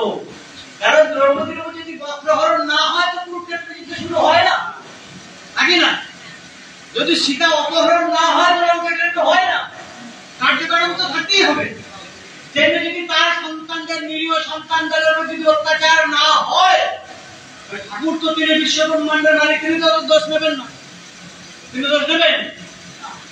ভগবান কৃষ্ণকে যখন দুর্যোধন অভিশাপ দিচ্ছে, ভীষণ রেগে ফায়ার হয়ে গেছে, তোমার জন্য আজকে এই বংশ নির্বংশ হয়ে গেল, তুমি যত চক্রান্তের মূলে তোমার সঞ্চাতুরি যদি এক কোণা যদি আয়ত্ত করতে পারতাম, আমি কুরুক্ষেত্র যুদ্ধ অন্যভাবে ঘুরিয়ে দিতে পারতাম। আজকে তোমার জন্য আমাকে অন্যায় ভাবে তুমি আমাকে মারলে। তখন ভগবান কৃষ্ণ দুর্যোধনকে বলেছিল যে মৃত্যুকে দেখে যদি এতই তোমার ভয়, তাহলে এত বড় কুরুক্ষেত্রের আয়োজন কেন করেছি? তুমি আমাকে দোষ দিচ্ছ। আমি তো কিছু বলিনি, আমি তো কিছু বলিনি। আমি তো শেষ প্রস্তাব নিয়ে গেছিলাম যে রাজার ছেলেকে রাজত্ব দিতে হবে না, 5টা গ্রাম অন্তত ভিক্ষে দাও। সেটাও তোমরা দাওনি। তোমরা সতী সাথী নারী দ্রৌপদীকে উল্টো তুমি বসিয়েছ। তাহলে আমি মিথ্যাবাদী, আমি অন্যায় যুদ্ধ করেছি না তুমি করেছো? তুমি একটা সতী নারীকে তুমি উড়ে বসিয়েছ। তাহলে এই কুরুক্ষেত্রের যুদ্ধ কেন আয়োজন করেছি? তাহলে তোমার কারণেই তোমার বংশ ধ্বংস করেছে, আমার কোনো দোষ নেই। যে আজকে ঠাকুর ফাঁকরা বাজলেন, এসো এসো ঠাকুর পড়ার গাছ নিয়ে পড়া যাবো। দুটো হেডলাইন কি সুন্দর দেখুন। একটা ইংলিশে, যিনি 7, 8 না 9 পর্যন্ত পড়া, যাই হোক, সেখানে ঠাকুর ইংলিশে, ঠাকুর ভালো ইংলিশ বলতেন। হ্যাঁ, দারুণ দারুণ ইংলিশ। আপনারা যারা অমৃত বই পড়েছেন বা আপনারা পরমার্থ বই যারা পড়েছেন, দেখবেন তা পড়াতে পারবেন না। এত সাংঘাতিক বোম্বাস্টিক ইংলিশ। আমাদের এক মাস্টারমশাই, আমাদের বাজার পরিবার থেকে বাড়ি, মানে সায়েন্সের স্টুডেন্ট, তিনি আমাকে ফোন করে বলছে, প্রদীপ ভাই পরমার্থ বইয়ের ইংলিশের মানেগুলো বলো তো। আমি ওদের একটা বলে দিলাম। এত বোম্বাস্টিক অক্সফোর্ড ডিকশনারি ফেল করে দেবে। এইসব ইংলিশ মানে ঠাকুর করেছে। ঠাকুর তো এখানে জানি গভর্নমেন্ট শিক্ষার মধ্যে এত ক্লাস 8, 9 পর্যন্ত তাহলে এত ইংলিশ কি করে বলবে? হ্যাঁ, এই ব্যাপারটা কি হলো? ব্যাপারটা হলো এটাই যে ঠাকুর যে অন্তর্যামী তিনি ফাঁদটা পেতেছেন যে তোমার সন্তানদের উপর অত্যাচার হোক, তবে না তিনি পাল্টা আক্রমণ করার সুযোগটা পাবেন। এই ফাঁদটা পাতা হলো। তাই তিনি বলেও রাখলেন যে ওয়াচ, ওয়েট এন্ড সে। আগে ওয়াচ করো, ওয়েট করো, অপেক্ষা করো, সি দেখো, দেন ডিসাইড, তারপরে সিদ্ধান্ত নাও। আমরা কি করলাম? খবরের কাগজে লিখেছে যদি মারা গেছে, বলে গেছে, আর ওয়াচ করলাম না, পর্যবেক্ষণ করলাম না। হ্যাঁ, দেখলাম না, ভালো করে নিরীক্ষণ করে সিদ্ধান্ত নিয়ে নিলাম ঠাকুর চলে গেছে, মারা গেছে, মাথা নাড়া করে যাও, সামনে রাত্রি করে বসবো। কত নেতা, কত যে গুরু ভাই, কিন্তু ওই পরাজয়ের নির্দেশনা দেখলোই না। ঠাকুর ইংলিশে একটি সুন্দর ব্যাখ্যা করে বললেন, watch, wait and see, then decide, তারপরে সিদ্ধান্ত নাও। আমার বাংলায় নিচে আরেকটা প্যাকেটে বর্ডার কাট দিয়ে যাও। বাংলায় না, কোন বর্ডার? কোন বর্ডার? দেশের বর্ডার, মনের বর্ডার কাট দিয়ে যাও। কেন? যে অবিশ্বাস রূপী রাবণ যেন বিশ্বাস রূপী সীতাকে হরণ করে নিয়ে যেতে না পারে। তাই তোমরা মনের বর্ডার কাট দিয়ে যাও। তাহলে এই 14 বছর আগে যিনি ভবিষ্যৎবাণী করে রাখলেন, তারপরেও আমাদের মধ্যে এখনো কেন দ্বিধাদ্বন্দ্ব থাকবে? কে ঠাকুর কে? কাকে পেয়েছি আমরা? কাকে পেয়েছি? আমি যদি তোমাদের মতো গুরু পেতাম, আমি লক্ষ চরণ ধরে তার চরণ সেবা করতাম, এক মুহূর্ত সময় নষ্ট করতাম না। আমরা সেই গুরুকে পেয়েছি। ঠাকুর নিজে বলছেন, আমি যদি তোমাদের মতো গুরু পেতাম, আমি এক মুহূর্ত সময় নষ্ট করতাম না, লক্ষ চরণ ধরে তার চরণ সেবা করতাম। সেই গুরুকে আমরা পেয়ে হেলায় হেলায় দিন মারবে। নামও করি না, জপও করি না, ফোন নিয়ে শুধু ফেসবুকে কারাগারি করছি, এর বিরুদ্ধে লিখছি, তার বিরুদ্ধে লিখছি। ঠাকুরের বইগুলো সব আলমারি ভর্তি হয়ে আছে। একটু মনে হয় না 15টা মিনিট একটু বের করে পড়ি ঠাকুর কোথায় কি বলেছে। আমি জীবনে দেখেছি কি প্র্যাকটিক্যাল। আমি যখন জীবনের চরমতম সমস্যায় ভুগছি, যে কোনো ঠাকুরের একটা মুকুন্দিত বাড়ি বই নিয়ে পাঠ করেছি, প্রথম যে পৃষ্ঠাটা খুলেছি, সেই পৃষ্ঠাতে ঠাকুরের সেই সমস্যার সমাধানের কথা উল্লেখ করেছে। একদম সুতরাং বইগুলো পড়বে, বাক্সবন্দি করে আলমারি ভর্তি করে রেখে লাভ নাই। এই ফোন হয়েছে কাল, ঠাকুরের এত রাশি রাশি তত্ত্ব আমি নিজে ধর্মদায় আমি বলতে শুনেছি। ঠাকুর বলছেন, আজ পর্যন্ত তোমাদের যে তত্ত্ব বলেছি, ধর্মের 108টা ধারা আছে, আমার নিজে কানে শোনা। ধর্মের 108টা ধারা আছে। আজ পর্যন্ত যত তত্ত্ব বলেছি, মাত্র 8টা ধারার কথা বলেছি। তাতেই আমরা হিমশিম খাই। ঠাকুরের বইগুলো কিছু কিছু বই আছে আমরা ভেদ করতে পারি না, তার অর্থ বুঝতে পারি না, এত গভীর তত্ত্ব 100 ধারা তোমাদের জন্য তুলে রাখলাম। বেদের যে প্রতিষ্ঠার করে সেই তত্ত্ব আমি তোমাদের কাছে তুলে দেব। যেদিন বুঝবো আমার নিয়ারেস্ট এবং ডিয়ারেস্ট, আমার তত্ত্ব শুনলেই যাতে দর্শন হয়ে যায়, যেদিন বুঝবো যে আমার কায়ের সঙ্গে ছায়ার মতো হয়ে গেছে, সেদিন বলবো আমার অন্তরের কথা তাদের কাছে। আমরা কি নিয়ারেস্ট ডিয়ারেস্ট হতে পেরেছি? আমরা কি ঠাকুরের সন্তান হতে নিয়ারেস্ট ডিয়ারেস্ট হতে পেরেছি? তার প্রাণের সন্তান হতে পেরেছি? তার অন্তরের সন্তান হতে পেরেছি? আপনি অনেক বড় নগর কীর্তন করলেন, অনেক বড় র্যালি করলেন, অনেক বড় প্রোগ্রাম করলেন, 7 দিনের নাম যজ্ঞ করলেন, আপনি মনে মনে ভাবছেন আমি তো সৌগন্ধা ভাবছে আমি এই যে 5 দিনের নাম দিলাম আর লাস্টের দিনে দারুণ প্রোগ্রাম করা হলো, তো আপনি দারুণ খুশি হয়েছে, দারুণ প্রোগ্রাম করলো, হ্যাঁ আজকে দারুণ প্রোগ্রাম হয়েছে, এই বছরে দারুণ প্রোগ্রাম হয়েছে, এটা সৌগন্ধা খুশি হয়েছে। কিন্তু ঠাকুর কি বলছেন? ঠাকুর বলছেন তোমার তুষ্টিতে আমার তুষ্টি না, আমার তুষ্টিতে তোমার তুষ্টি। তুমি কত বড় প্রোগ্রাম করলে সেটা বড় কথা নয়, তুমি কতটা খুশি হলে প্রোগ্রাম করে সেটা বড় কথা নয়, আমি কতটা খুশি হলাম সেটাই বড় কথা। তাহলে ঠাকুরকে খুশি করতে গেলে, তার নিয়ারেস্ট ডিয়ারেস্ট হতে গেলে, তার কায়ের সঙ্গে ছায়ার মতো হতে গেলে, তার তত্ত্ব দর্শন 164টা নির্দেশ আছে পরম পিতার। কোন নির্দেশ বই আছে না, ছোট্ট মতো জটিল মতো বই, 164টা নির্দেশ আছে, একটা একটা করে ধরুন। সবার আগে 1 নম্বরে কি আছে? কথা দিয়ে কথা রাখা, সময় দিয়ে সময় রাখা। কর্মক্ষেত্রে এটা কি আছে? হ্যাঁ তবে আমি খাবো, এই যে বিশ্বাস, মানে এই যে ব্যাপারটা, এখানে আমার দেখতে হবে যে গুরুর প্রতি 16 আমাকে শয়নে স্বপ্নে নিশি জাগরণে 24 ঘন্টার মধ্যে আমাকে গুরু শরণাগত করো, গুরু ধ্যান, গুরু চিন্তা। আমি বাস্তবমুখী আলোচনা করতে ভালোবাসি, হাই ফাই তত্ত্ব দিয়ে আমি স্টান্ট লাগাতে ভালোবাসি না। খুব বাস্তবমুখী ব্যাকরণ, যেটা আমাদের জীবনে চলার পথে যে ফল্টগুলো হচ্ছে, ভুলগুলো হচ্ছে, আমি সেই ফল্টগুলো তুলে ধরতে চাইছি। যে আমাদের যে চলার পথে আমরা ঠাকুরের জন্য কতটুকু সময় দিচ্ছি। ঠাকুর বলছেন শয়নে স্বপ্নে নিশি জাগরণে গুরু চিন্তা, গুরু ধ্যান, গুরু চিন্তা বিভোর হয়ে থাকবে। আমরা বলি আমরা মোবাইল নিয়ে ঘাটছি, টিভিতে সিরিয়াল, একটা ঘুরবো নাম করবো না, হ্যাঁ ভালো গান টান করে সন্ধ্যের সময় নাম করবে, নাকি নামটা হচ্ছে কি ফোন করছো, বলছে না আমি সিরিয়াল দেখছি, সিরিয়ালটা শেষ করে তারপর নাম করবে। আগে সিরিয়াল তারপর ঠাকুরের নাম। ব্যাপারটা কি হচ্ছে? আমাদের কাছে সিরিয়ালটা আগে, ঠাকুরের নামটা আগে না। আমার যেমন সময় আছে, আমার সিরিয়ালটা আগে না নামটা আগে? কোনটা? আরে আমাদেরকে মগজ ধোলাই করে দিয়েছে সিরিয়াল। একটা ছেলে কটা বিয়ে করতে পারে, একটা মেয়ে কটা বিয়ে করতে পারে, সেইগুলো শেখানো হচ্ছে। তারপরে সেইগুলো দেখার জন্য সকলেই লোক পেতে বসে আছি, নাম বন্ধ সন্ধ্যেবেলায়।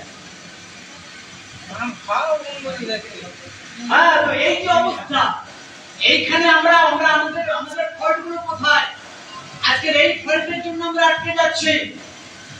আজকের বাস্তব ভিত্তিকভাবে আপনারা ভাবুন, লোভের স্টেশন বাদ দেন, মনের স্টেশন। এখনো ভালো মন্দ খাবো, ভালো ভালো বায়না করবো, ব্যাংক ব্যালেন্স করবো। একবার আমরা তাকিয়ে দেখছি না সারা পৃথিবীর দিকে? গত মাসে উত্তরাখণ্ডে যখন ভূমিকম্প হলো, খবরের কাগজে ছবি দিয়েছে, যিনি গত কালকে পর্যন্ত 3টে ফ্ল্যাটের মালিক ছিলেন, তিনি 3টে হাতে পোড়া রুটি নিয়ে দাঁড়িয়ে আছে। সরকার পক্ষ থেকে হেলিকপ্টারে রুটি দিয়েছে, 3টে রুটি হাতে করে নিয়ে কাঁচে হাওয়া করে, যে গত কাল পর্যন্ত আমি 3টে ফ্ল্যাটের মালিক ছিলাম, আজকে আমি 3টে পোড়া রুটির মালিক। আমি ভাবছি ওটা উত্তরাখণ্ডে হয়েছে, আমাদের পশ্চিমবঙ্গে হবে। হ্যাঁ, আমাদের আমি ভালো মতো খেয়ে যাই, ভালো ভালো পোশাক পরে, গয়না গাড়ি, কেউ বাংলাতে ফ্যাক্টরে চাকরি বাড়িয়ে যায়। ভবিষ্যৎ চিন্তা করতে হবে না? ছেলে মেয়ে রয়েছে, নাতি নাতনি রয়েছে, তাদের চিন্তা করতে হবে না?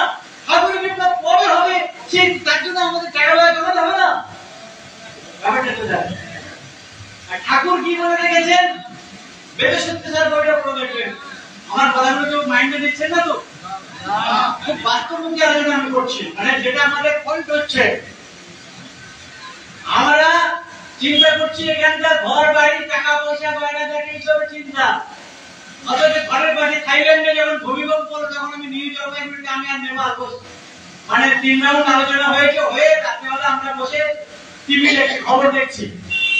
আর 30 তলা বিল্ডিং, থাইল্যান্ডে ভূমিকম্প হলো না কয়েক মাস আগে, মায়ানমার থাইল্যান্ডে 30 তলা বিল্ডিং পুরো ছাতু হয়ে ঝরঝর করছে। আর নেপাল ভাই বলছে অতীতে মনে হয় ঝর্ণা পড়ছে, দূর পাগল, ছাতুর মতো হয়ে বিল্ডিং ঝরে পড়ছে। তাহলে কিরকম ভূমিকম্প হয়েছে বোঝেন না। গোটা পৃথিবীতে কিছুদিন আগে রাশিয়া ভূমিকম্প হয়েছে, ভয়ঙ্কর ভূমিকম্প। রাশিয়া স্বপ্ন ভাবে এরকম ভয়ঙ্কর ভূমিকম্প হতে পারে। পাকিস্তানে আল্লাহ বাঁচা বলে যে ভয়ঙ্কর মেঘ বৃষ্টি, জীবনে আমি শুনিনি ভাই, যে মেঘ বন্যা হতে পারে, মানে মেঘ ভাঙা বৃষ্টি। ঝর্ণা জল দেখেছেন তো, পাহাড় থেকে ঝর্ণা জল পড়ে, ঝর্ণা বৃষ্টির মতো জল মেঘ ভেঙে পড়ছে। বাড়িতে বাড়ি একদম বিল্ডিং এর বিল্ডিং, ঘর বাড়ি গাছপালা একদম সব 10 বিস্তার বিল্ডিং একদম পুরো করে দিয়ে একদম উড়িয়ে নিয়ে চলে যাচ্ছে। আল্লাহ বাঁচা, কিন্তু আল্লাহ নাম বুঝিয়া নেই। এখন বিপদে পড়ে আল্লাহ বাঁচাবে, এখন আল্লাহ বাঁচাবে। কি শিক্ষা দিচ্ছে নেচার? ওই যে ঠাকুর বলে গেছেন, আমি প্রকৃতিকে দিয়ে 10 আনা সমান করে ছাড়বো, মানে 16 আনার মধ্যে প্রকৃতি শুধু 10 আনা ধ্বংস করে দেবে। আজকে রামের রাজ্যের ভূমি নিঃশব্দ ভূমি। এর আগে 5টা হেরিকেন ঝড় হয়েছিল, হেরিকেন স্টান, হেরিকেন রিটা, হেরিকেন ক্যাটরিনা, এর আগে 5টা হেরিকেন ঝড় হয়েছে। এবার এটা হলো আরো ভয়ঙ্কর ভূমি। বিল্ডিং এর পর বিল্ডিং পুরো শ্মশান করে দিয়ে চলে যাচ্ছে, কিচ্ছু করতে পারছে না। আমেরিকার রাজপুত্র পরে বিজ্ঞানীর মতো অবস্থা হয়েছে, পুরো শহর ক্যালিফোর্নিয়া, 2টো শহর কোথায় যেন পুড়ে গেল, দুটো শহর। আমাজন জঙ্গল, লস অ্যাঞ্জেলস, ওরা লস অ্যাঞ্জেলস করতে চেয়েছিল যে আমরা ঈশ্বর মানি না, হ্যাঁ গড মানি না। ওরা বলেছে আমরা গড মানি না, আমরাই সবকিছু। লস অ্যাঞ্জেলস এত বড় শহর আমেরিকা, একদম পুরো ছাতু করে দিয়ে পুড়িয়ে। আচ্ছা শুনেছেন, আমরা জানি কি বিজ্ঞানে পড়েছি বা খবরের কাগজ শুনেছি, বনে দাবানল লাগে, শহরে কখনো দাবানল লাগে? এটা কিন্তু হয়, শহরে আবার দাবানল আসবে। দাবানলটা কি জিনিস? গাছে গাছে ঘষা লেগে দাবানল, এটা জঙ্গলে হতে পারে, শহরে দাবানল আসবে করতে।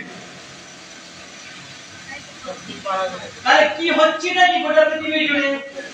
আরে এটা যখন গোটা পৃথিবী জুড়ে শুরু হয়েছে, যেখানে হচ্ছে তারা বুঝতে পারছে, যারা গডকে ডাকে তারা গড বাঁচাও, আল্লাহকে ডাকে আল্লাহ বাঁচাও, ভগবানকে ডাকে ভগবান বাঁচাও। ভগবান আল্লাহ গড তো আলাদা নয়, একটাই সত্তা। হ্যাঁ, রথযাত্রা লোকারণ্য মহা ধুমধাম, ভক্তরা লুটায় পত্রে করেছে প্রণাম। রথ ভাবে আমি রে, পথ ভাবে আমি, আর মূর্তি ভাবে আমি রে, হাসে অন্তর্যামী। আমাদের দশা সেটাই হয়েছে। ঠাকুর অন্তর্যামী গেছেন, ঠাকুর 90 সালে গিয়ে ভজনে কি বললেন? লোকে বিরাটে গিয়ে 2-5 বছর থাকি না, বেশি না, মাঝে কয়েকটা বছর। হ্যাঁ, তোমরা তো অনেক বড় বড় হয়ে যাবে, তো সেই জায়গাটা তো ঠিকঠাক করে আসতে হবে। আছে না ইঙ্গিত ভাষণে? নাকি না বলো, আমি ভাবছি ইঙ্গিত ভাষণে আছে তো, যে তোমরা তো অনেক বড় বড় হয়ে যাবে, সেই জায়গাটা তো ঠিকঠাক করে আসতে হবে। এখন বিজ্ঞানীরা খুঁজে পাচ্ছে এইরকম পৃথিবীর মতো নাকি অনেক পৃথিবীর সন্ধান পাচ্ছে, খবরের কাগজে দেয় মাঝে মাঝে। হ্যাঁ, বহু পৃথিবীর সন্ধান পাচ্ছে। এখন কোন পৃথিবীটা আপনাদের জন্য ঠাকুর ফিট করতে গেছেন সেটা ঠাকুর জানেন, আর আপনারা কোন পৃথিবীতে যাবেন সেটাও ঠাকুর জানেন। যদি যেতে পারেন তো ভালো, আর যদি এখানে রেলওয়ে স্টেশনে আটকে থাকেন, আর তার থেকে ভয়ঙ্কর স্টেশনে আটকে যাচ্ছি কোনটা? কামাইয়ের স্টেশন। আমরা আটকাচ্ছি কোথায়? আমরা দুর্বল হতে পারছি না কেন? রেলওয়ে স্টেশন টপকালেও কামের স্টেশন আরো ভয়ঙ্কর। আমাদের গুরু ভাই বোনদের মধ্যে খোঁজ নিলে দেখা যাবে যত তাবড় কর্মী আছে, নাম বললে মনে দিন রাত পার হয়ে যাবে। আমি তো সারা দেশ চষে বেড়াই, মানে আমি নাম সব জানি, মানে প্রায় 99% বায়োডাটা আমার কাছে আছে। তাবড় কর্মী সব ওই জায়গাটা আটকে গেছে। তাবড় কর্মী ওই জায়গায় আটকে গেছে, এই কামের স্টেশনে আটকে যাচ্ছে। এই কামের স্টেশনে আটকে গেলে কি হবে? এক গুরু ভাইকে ফোন করলাম, দাদা আপনাকে প্রোগ্রামে যেতে হবে। দূর ভাই, আমার বউ মারা গেছে, আমি আর প্রোগ্রামে যাবো, ঠাকুরকে আমি ডাক পাই না। তোমার বউ মারা গেছে তাই তুমি ঠাকুরের নাম ছেড়ে দেবে? ঠাকুর আমার বউটাকে বাঁচিয়ে দিতে পারলো না। ও আচ্ছা, ঠাকুর তোমার বউটা বাঁচিয়ে দেবে তখন তুমি ঠাকুরের নামে যাবে। তুমি যে কত অপরাধ করেছো, ইহ জন্মে শুধু নয়, এর আগে অমৃত বইটা করে দেখবেন। তোমরা 80 চাও না 80,000 চাও, বেদবাণী বইটা করে দেখবেন। তোমরা 80 চাও না 80,000 চাও, আগের বলতে চান 80,000 জন্ম আসতে চান, 81 বাড়াতে চান তো, তাহলে 81 বাড়াতে গেলে কি করতে হবে? যে 80,000 জন্ম আমার আসতে হতো, এই 80,000 জন্মে আসা যাওয়ার মধ্যে যত জ্বালা যন্ত্রণা, যেটা গীতায় বলছে সুখ শান্তন কম শান্তন সুখম চক্রবর্ত পরিবর্তনকে সুখানি চ দুঃখানি চ 50-50 50-50 ভাগ টোটাল ধরুন আপনি 50, 60, 70 বছর বাঁচবেন কি 80 বছর বাঁচবেন, এর মধ্যে আপনার হাফ দুঃখ আর হাফ সুখ দিতেই হবে টোটাল লাইফ। ও একদম নেচার থেকে ভাগ করা। আপনি ভাবছেন এই লোকে এত গাড়ি বাড়ি, এত টাকা পয়সা, এত বিল্ডিং আছে, খুব ভালো আছে, ভারী খবর নিয়ে দেখুন, হয় সুগার ডায়াবেটিস ভুগছে, হ্যাঁ, নতুবা বিবি রোগে ভুগছে। বিবি রোগ কি করতে হবে? বিবি রোগ করতে হবে দেখা করে না, হাইকোর্টে 60,000 কেস চলছে। ধরেন কেউ শান্তিতে নাই, বিল্ডিং এ থাকলেও 10 তলা বিল্ডিং এ শান্তিতে নাই। ব্যাপারটা কি? আমরা আটকাচ্ছি এইখানে। আমরা চাইছি, ঠাকুর আমাদের চাইছেন যে 81 জীবনে, তাও আবার কি অমৃত বইয়ে ঠাকুর বলছেন যে 12 আনা প্রোটেকশন আমার জানা, তোমরা জানো না তোমাদের ভাগে কি আছে না অমৃত বইতে, ঠিক না বল? আছে তো অমৃত বইতে যে 12 আনা দুঃখ। তার মানে ঠাকুর কি বলছেন? আমি পৃথিবীতে যতদিন আছি আমি নিজে শান্তিতে থাকবো না, আর কাউকে শান্তিতে থাকতে দেব না। কেন? তার কারণটা কি?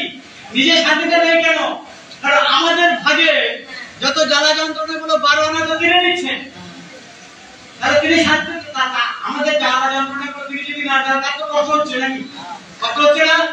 আমরা বলি বাবা তুমি কত কষ্টে আছো, ভাবি তুমি কত যন্ত্রণা করছো, ভাবি আমি আমার কষ্টটা ঠাকুরকে বলছি, বাবা এত কষ্ট সহ্য হচ্ছে না, এত দুঃখ, এত রোগ জ্বালা যন্ত্রণা, আমি ঠাকুরকে প্রতি মুহূর্তে নালিশ করছি, ঠাকুরকে জিজ্ঞাসা করছি বাবা তুমি কেমন আছো, কোথায় আছো, কি করছো? আমি কি প্রার্থনা করি যে বাবা তুমি এত দেরি আর করো না, আমরা এই যন্ত্রণার কারাগারে, এই যন্ত্রণা সহ্য করতে পারছি না। আপনি তো যন্ত্রণার কারাগারে আছেন নাকি? ভালো আছেন সবাই? ভালো আছেন সবাই? ভালো আছেন নাকি? কেউ ভালো আছেন? কেউ ভালো নাই, থাকতে দেবে না। যারা যারা গুরুগত হয়ে আছেন কাউকে থাকতে দেওয়া হবে না। কেন দেওয়া হবে না? কারণ তার ওই 80,000 জন্ম, তাহলে 81 জীবনে যদি পার হতে হয় তাহলে প্রত্যেককেই আমাদের ছেঁচামিত খেতেই হবে। আমাদের একজন বিশিষ্ট বক্তা টোকারাম ব্যানার্জি, নাম শুনে থাকবেন, মারা গেছে, বাড়িপুরে বাড়ি ছিল, ঠাকুরের কাছে গেছে, গিয়ে বলছে বাবা আমি তো ওষুধ বিক্রি করি, পুঁজিপাড়া তোমার কথা প্রতিকি সবসে, ঠাকুর ভক্তরা সব বিভিন্ন সব এসে ঠাকুরকে মাঝে মাঝে একটু টাকা পয়সা দিয়ে যেত না, বাবা এখানে তো অনেক ভক্ত শিষ্য খাওয়া দাওয়া করে, ঠাকুরকে কেউ কিছু পয়সা করে কিছু কিছু মাঝে মাঝে দিয়ে যেত। ঠাকুর একবার 1 দুটো টাকা নিয়ে বলে যা, এবার নিয়ে কাজটা করে যা। 2-4 মাস গেছে, দিয়ে আবার ঠাকুরের কাছে লোভে পড়ে গেছে, লোভে পড়ে গেছে, বাবা সে পুঁজিপাড়া সব বেড়ে ঘাটা হয়ে গেছে, আবার কিছু টাকা যদি সাহায্য করো খুব ভালো হয়। ঠাকুর আবার আরেক খাবার টাকা নিয়ে বললো, ভক্তরা সব দিয়ে যায় না, যেখানে প্রচুর আবাসিক থাকে, প্রচুর ভাই বোন আসে, খাওয়া দাওয়া করে, সুখ চলে। ঠাকুর আরেক খাবার টাকা নিয়ে হাতের কাছে এরা থাকতো, নিয়ে বেরিয়ে একবার নিয়ে যায়। 3 বারের মাথায় যখন গেছে কি বলছে, বাবা সে টাকা সব শেষ, আর কিছু টাকা দিলে ভালো হয়। তখন ঠাকুর বলছে তুই 80 চাস না 80,000 চাস? তখন মাথা নিচে করে বলছে বাবা আমি 80 চাই, 80,000 চাই না। এগুলো ঘটনা কিন্তু। তো আজকে ঠাকুর শান্তিতে নেই, এই কারণে 12 আনা প্রোটেকশন ঠাকুর নিজে নিয়ে দিচ্ছেন। আমাদের ঠাকুর 12 আনা দুঃখ জ্বালা যন্ত্রণা ভোগ করছেন। আমাদের হয়ে ঠাকুর 12 আনা দুঃখ জ্বালা যন্ত্রণা ভোগ করতে, তাই ঠাকুর শান্তি পেলেন। আর 4 আনা আমাদের ভাগে দেওয়া হয়েছে, তাও অমৃত হয়ে ঠাকুর কি বলছে, যদি সহ্য করতে নাও পারো, একবার যদি বাবা বলে ডাকো, আমি উপর থেকে থাকবো, হাত বাড়িয়ে তুলে দেব। আছে না অমৃত হয়ে?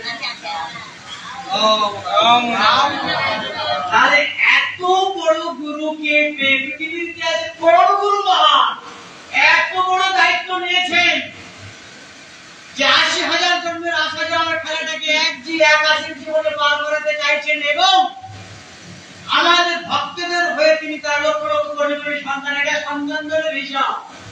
এছাড়া নিশ্চিন্তাকে যে বলেছিলেন 1991 সালের 11 ফেব্রুয়ারি ইলেকট্রন বাড়িতে, বাবা আমি তোমার ওই সংগঠন রাজনীতি করবো না, অনেক হয়েছে, অনেক প্রচার করেছি, যা ক্যাচাল যেখানে যাই ক্যাচাল আর ক্যাচাল, তোমার প্রচার তুমি করো, আমি আর কোথাও যাবো না, কোথায় তুমি আমাকে পাঠাবে।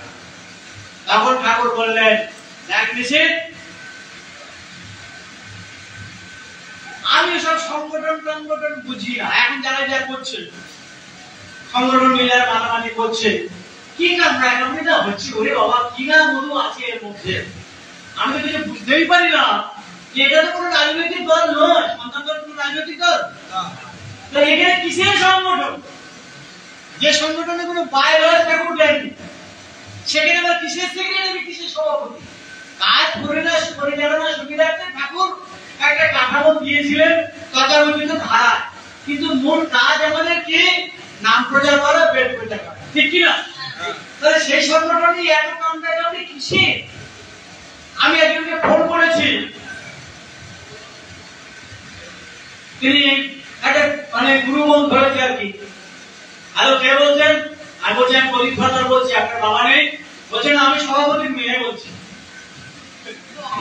কি বিশাল ব্যাপার, আমি সভাপতির মেয়ে বলছি, বলুন আমাকে কি বলবেন? আপনাকে না আপনার সভাপতিকে আগে বলবেন যে প্রদীপ সরকার ফোন করেছিল, মানে কি বিশাল ব্যাপার, সভাপতি কথা সন্তান বলে, বুঝতে পারছেন তো? তো এই যে ব্যাপারটা, যে এইগুলো কোনো মূল্য নাই, কারণ মূল সত্যটা আমরা জেনে গেছি।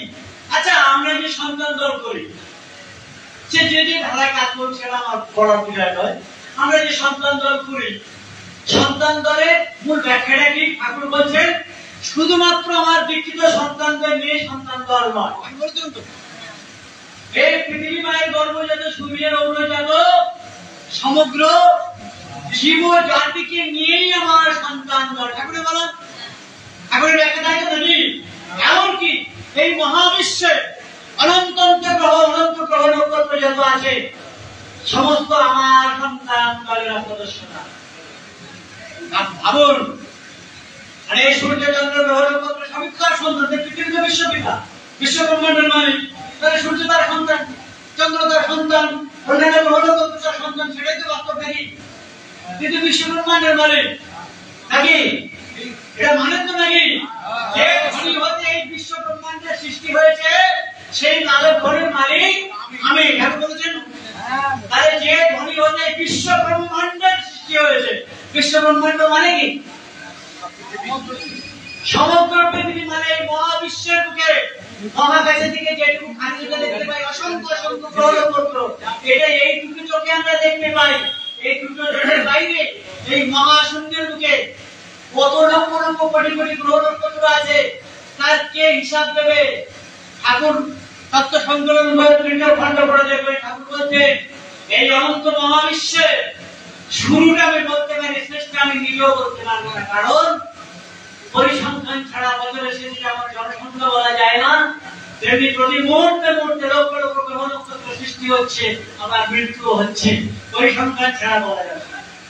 তত্ত্ব সংকলন তৃতীয় খণ্ডটা পড়ে বলা, তাহলে বিশ্ব ব্রহ্মাণ্ডের মালিক যিনি, তার সন্তান দল বলতে তাহলে শুধুমাত্র এই পৃথিবীর সন্তান দলে দীক্ষিত সন্তান নয়, এই পৃথিবীর সমস্ত জীব জাতি তার সন্তান দলে দীক্ষিত, তার সন্তান দলের সদস্য নাকি? তাহলে সেই সন্তান দলের রেজিস্ট্রেশন কে দেবে?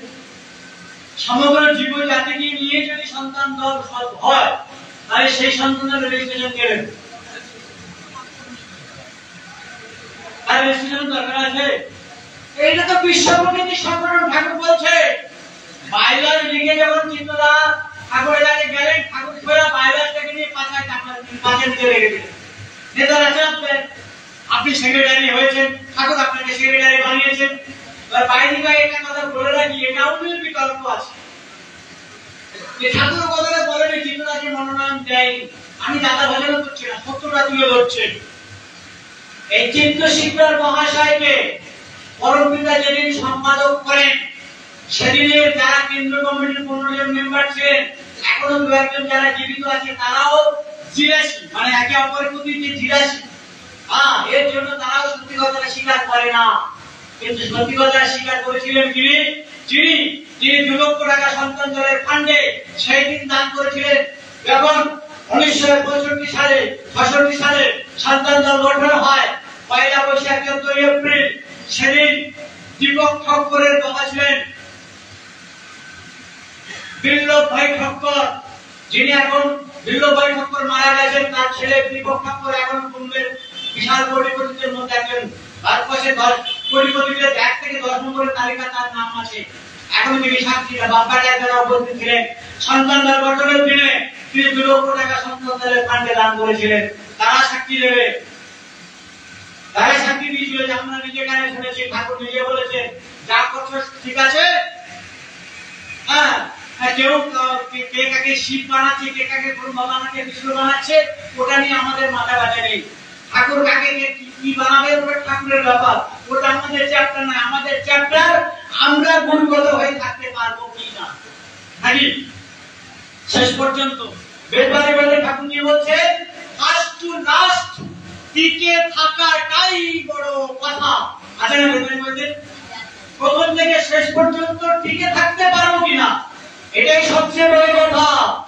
এর মাঝে কি করলে আমি দেখতে যাব না। আজকের আত্মপ্রস্তুতি শিবির এই কারণে যে আমি আপনি শেষ দিন পর্যন্ত মহাপ্রলয়ের যে আসতে চলেছে, সারা বিশ্বব্যাপী যে মহাপ্রলয় শুরু হয়ে গেছে, সেই মহাপ্রলয়ের শেষ মুহূর্ত পর্যন্ত আমরা নিজেদেরকে টিকিয়ে রাখতে পারবো কি না, এটাই লাখ টাকার প্রশ্ন, এটাই বিলিয়ন ডলার প্রশ্ন।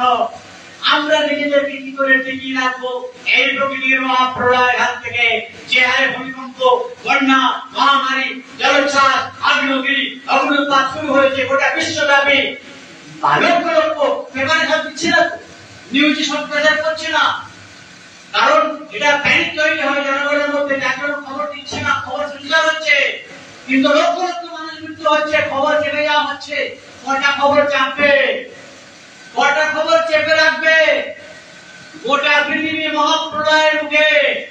তাই আত্মপ্রস্তুতি আজকে এই কারণে প্রয়োজন, একটু দূরে এই কারণে আত্মপ্রস্তুতি প্রয়োজন। আমি যেটা আত্মপ্রস্তুতি বই লিখেছিলাম, সেখানে পরিষ্কার লিখেছিলাম যে, প্রথম পাতায় লিখেছিলাম আজকে সারা পৃথিবীতে পরমাণু যুদ্ধ শুরু হতে চলেছে। আজকে ধরুন ঠাকুর বলেছেন ভারত এখন করবে, ফাটবে না, ভারতে ধরে নিলাম ফাটলো না, যদি চীনে ফাটে, যদি রাশিয়াতে ফাটে। এই যে কিছুদিন আগে রাশিয়া সাগরের মহাসাগরের ডুবে পরমাণু বোমা টেস্টিং করলো না, কিছুদিন আগে টেস্টিং চলছে, শুরু হয়ে গেছে পরমাণু বোমা টেস্টিং। সমুদ্রের জন্য মাছ একদম খাবেন না, নদী সমুদ্রের মাছ একদম খাবেন না, বিষাক্ত হয়ে গেছে নদী সমুদ্রের জল। এত হারে পরমাণু টেস্টিং হচ্ছে, যত হাজার হাজার বোমা তৈরি হচ্ছে, তত হাজার হাজার বোমা সমুদ্রের নিচের মাটির নিচে টেস্টিং করা হচ্ছে। তার পরিণাম ফল এত হারে ভূমিকম্প এবং জলোচ্ছ্বাস। আরো হবে গোটা পৃথিবীতে মহাপ্রলয় শুরু হয়ে যাবে। তাই সংগঠন নিয়ে নানা ছড়াছড়ি করে কোন লাভ নাই। নিজেকে কি করে আগামী দিন পরম পিতার মনোনীত সন্তান হতে পারবো, সেই চিন্তাটাই করা আমাদের উচিত, ঠিক না বলুন? আমরা পরম পিতার মনোনীত সন্তান হতে পারবো কিনা, পরম পিতা আমাকে কতটুকু ভালোবাসছে, আমি পরম পিতার মনোনীত হতে পারবো কিনা, সেটাই বড় কথা। আমার বিশ্বাস থেকে আমি বলছি, আমি যেহেতু 46 বছর এই প্ল্যাটফর্মে পড়ে আছি, বুক রোপে মাঠে ময়দানের কর্মী, আমি দাদা নেতা নই, আপনাদের মতো আমি একজন মাঠের কর্মী। আমি দেখেছি কত রতি মহারতি জোয়ার এসেছে, 2 বছর 5 বছর 10 বছর কাজ করেছে, আবার ভাটায় চলে গেছে, হারিয়ে গেছে, আর অস্তিত্ব পাওয়া যায় না।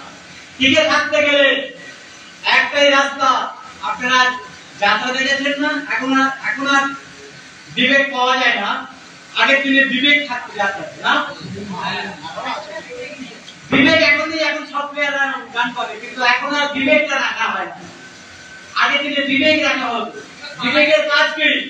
রাজা ভুল করছে, সাবধান সাবধান বলে মঞ্চে ঢুকে গেল। রাজা ভুল করছে, মন্ত্রী ভুল করছে, সেনাপতি ভুল করছে, সেনাপ্রধান ভুল করছে, সাবধান বলে। মানে বিবেকের কোনো উৎপাদন নাই। সে সবাইকে শাসন করতে পারে, কারণ বিবেকের বিচার পাওয়া। বিবেকের বিচার পাওয়া, বিবেক সবাইকে সাবধান করতে পারে। বিবেকের কোনো পতন নাই। রাজার পতন হতে পারে, রানীর পতন হতে পারে, মন্ত্রীর পতন হতে পারে, সেনাপ্রধানের পতন হতে পারে, কিন্তু বিবেকের কোনো পতন নাই। তাই ঠাকুর বলছেন, তুমি যদি বিবেকের নির্দেশিত পথে টিকে চলতে পারো, তাহলে তুমি টিকে থাকতে পারবে। কারণ এই বিবেক হচ্ছে আপনার আমার প্রত্যেকের মধ্যে আছে। কুরু পাণ্ডবের লড়াই বাইরে কি হচ্ছে আমরা জানি না, কিন্তু ভিতরে প্রতি মুহূর্তে কুরু পাণ্ডবের লড়াই হচ্ছে। মন বলছে আজকে নেপালের ঘরে চুরি করতে হবে, ও তো প্রোগ্রামে চলে এসছে, এই সুযোগের ঘরে যা টাকা পয়সা আছে গয়না গালিয়া বের করে দিতে হবে। বিবেক কিন্তু বেশি সিগন্যাল দেবে না, খুব প্র্যাকটিক্যাল কথা বলছি, মাইন্ডলি ভাববেন। আমি একটু কারণ দিচ্ছি। মন বিবেক কিন্তু বলে দিচ্ছে এটা কাজটা করা কি ঠিক হবে।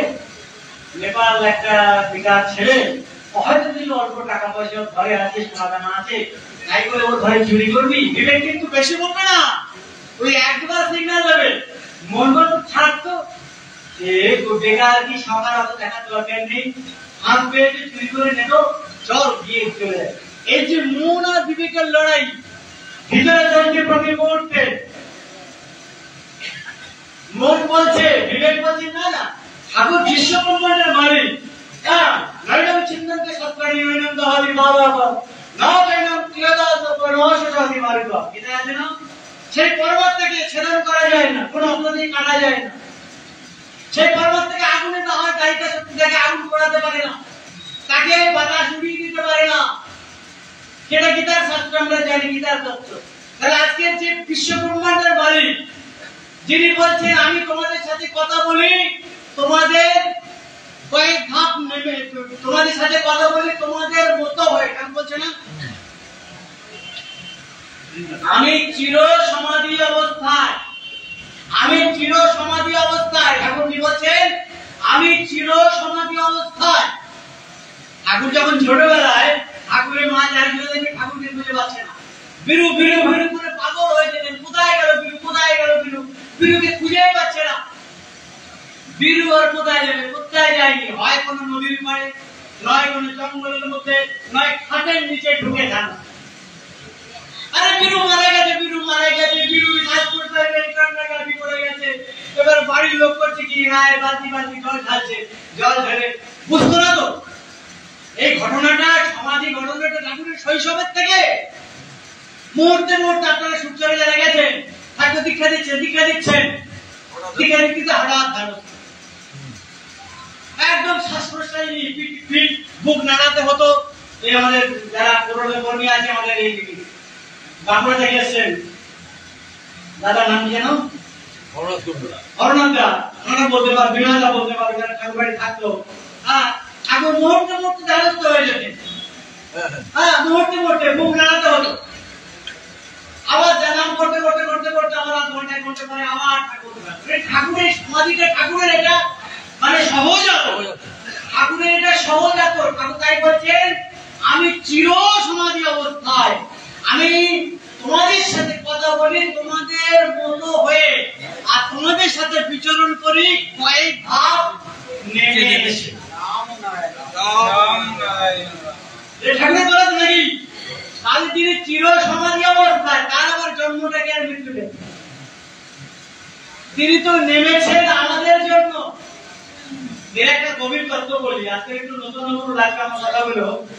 আমি তোমাদের ডাকে আসি নাই, ঠাকুর বলছেন আমি তোমাদের ডাকে আসি নাই, আমি এসেছি এই নেচার বিশ্ব কমিটির ডাকে। কেন? এই বসুমাতা রজস্বলা হয়েছে, গভীর তত্ত্বের ঠাকুরের বহু ক্লাস করার বহু কাম হয়েছিল। এই কারণে যেতাম সুন্দরবনের পক্ষ থেকে প্রতি মাসে বহু ক্লাস করার সুযোগ হয়েছে। সেই কাজগুলো বলছি আপনাদের কাছে। এই বসুমাতা রজস্বলা হয়েছে, সে কিছু জ্ঞানী সন্তান বুদ্ধি সন্তান সৃষ্টি করতে চায়, তাই সেই বসুমাতার ডাকে আজকে আমাকে আসতে হয়েছে, কি বুঝলেন? তাই আমি যখন এসেই পড়েছি, আমি ঘরে ঘরে বিবেকানন্দ প্রতিষ্ঠা করে দিয়ে বিবেকানন্দকে সার্টিফাই করেছি।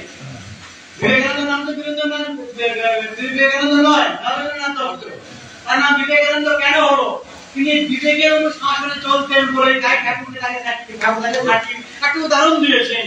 তোমরা এক বিবেকানন্দকে দেখেছো, আমি ঘরে ঘরে বিবেকানন্দ প্রতিষ্ঠা করে দিয়ে যাবো। ঠাকুরের বলা আত্মপ্রস্তুতি শিবিরের আসলে তত্ত্বগুলো মাথায় গেঁথে রেখে নিয়েছিলাম। ঠাকুরের বলা তোমরা এক বিবেকানন্দকে দেখেছো, আমি ঘরে ঘরে বিবেকানন্দ প্রতিষ্ঠা করে দিয়ে যাবো। শয়ে শয়ে বিবেকানন্দ ছাড়বো, সারা বিশ্ব প্রচার করে দিয়ে যাবো।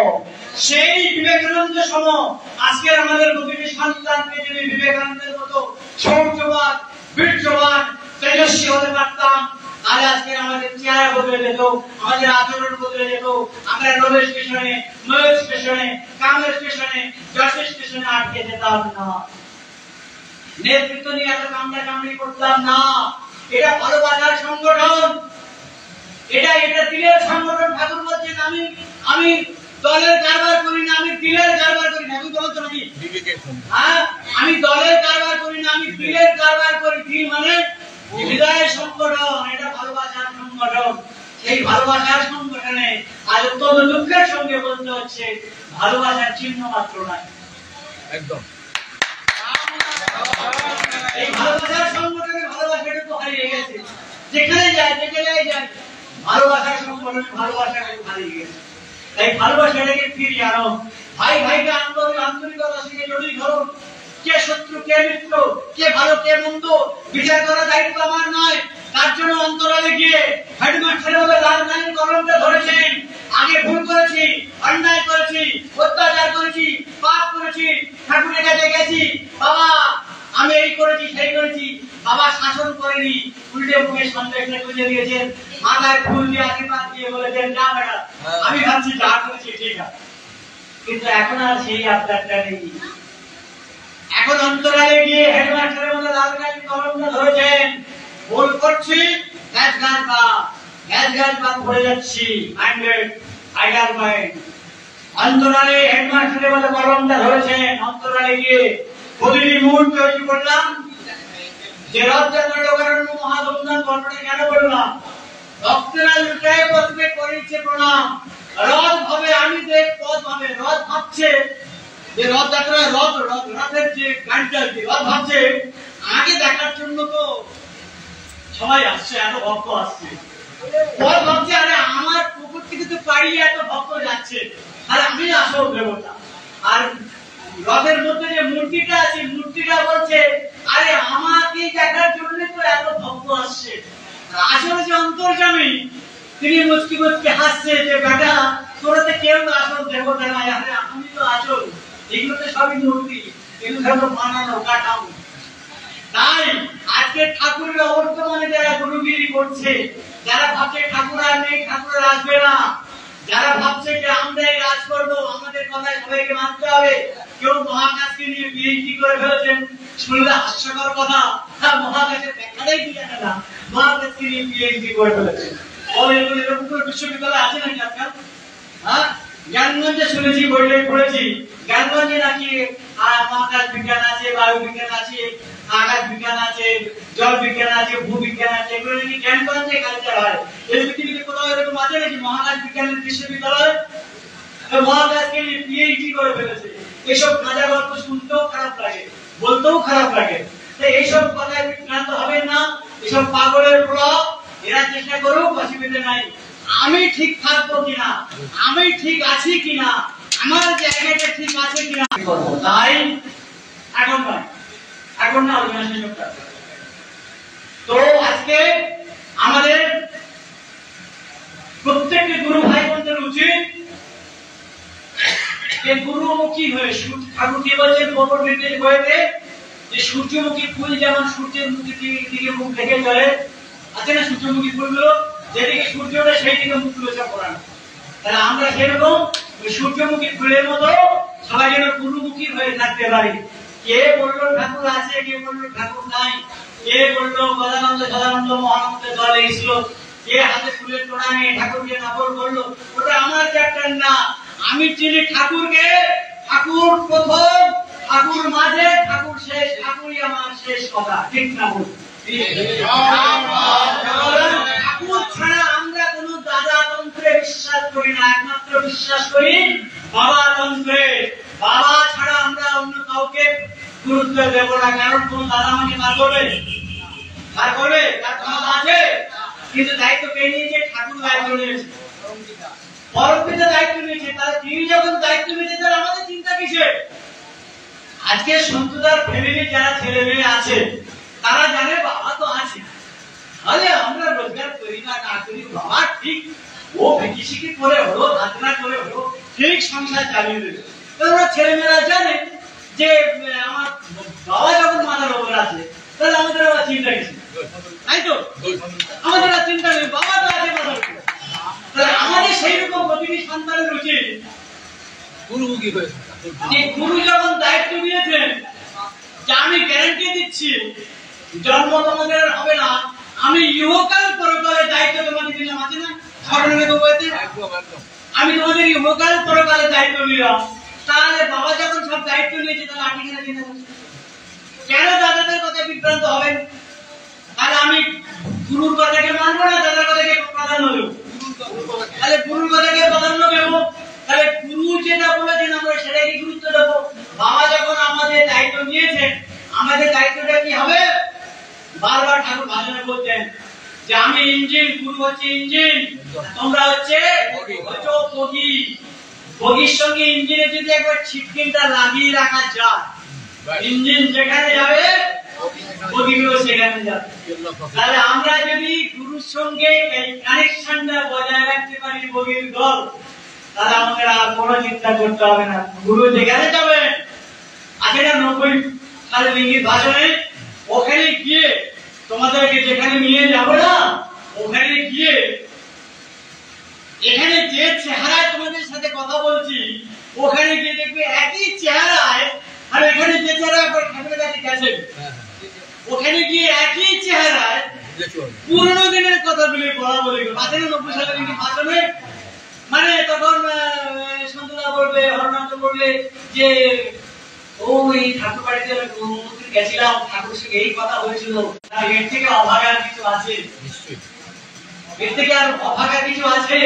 তাই আমরা তিনি আমাদেরকে এত সুন্দর ভাবে, তিনি যাকে পাওয়ার জন্য লক্ষ লক্ষ মুনি ঋষি শিবের ভবিষ্যৎবাণী সার্থক হয়েছে, পূর্ণ ব্রহ্ম নারায়ণ এসে গেছে।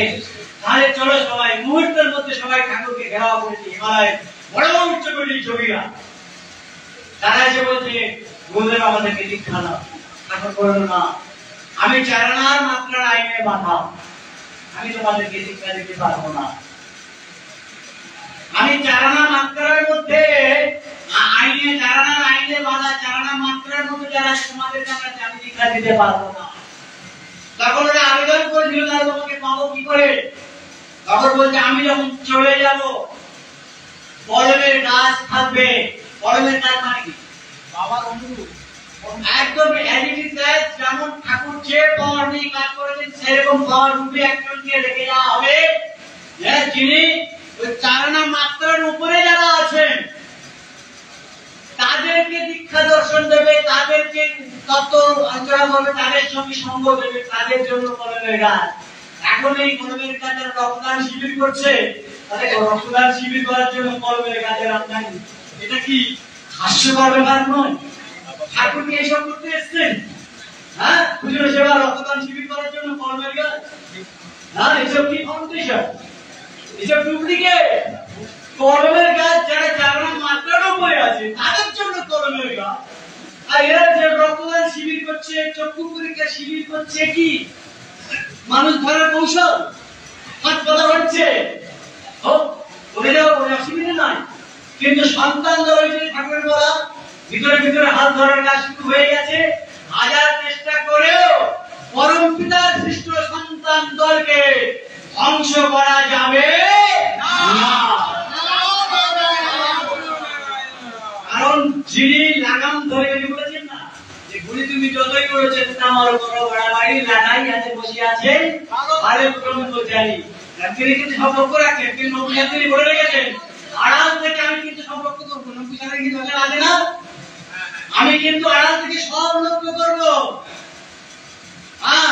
ভেবো না যে হামসে হাম যেটা এখন হচ্ছে আর কি সবাই হামসে হাম দুজন পাঁচজন দশজন মিলে একটা করতো যেখানে যায় দুজন পাঁচজন মিলে একটা করতো আরে বাবা এত তো যাই কোথায় কে দাদা বলে দাদা আমার বাড়িতে আসতে হবে যেখানে ভালো সম্পর্ক আছে আরে বলে দাদা আমার বাড়িতে আসতে এত দাদা ভাই এত দলের মধ্যে আমি যাবো না দাদা আমার অত সময় নাই ডাক্তারি করে খাই আমি একটা দিন তো সময় পাই আপনারা সবাই মিলে বসুন তাহলে এক জায়গায় যাবো বাড়ি বাড়ি যাওয়া সম্ভব নাকি 10 জন 15 জন মিলে এত তো এই কি হচ্ছে নাকি আসলে ব্যাপারটা না আসলে ঠাকুরকে আড়াল করে নিজেকে তুলে ধরার প্রবণতা এটাই হচ্ছে নিজেকে প্রতিষ্ঠা করার যে আমি একজন বড় নেতা আমি একজন বড় কর্মী আমাকে সবাই মানুষ ঠাকুর আড়াল হয়ে যাচ্ছে আমরা ওই সম্পর্ক করতে চাই না এই সাংগঠনিক সন্তান দলের কোনো অস্তিত্ব নাই ঠাকুর 1993 সালে অন্তর্ধানে গেছে সেদিন থেকে আমি আমার ব্যক্তিগত ধারণা থেকে বলছি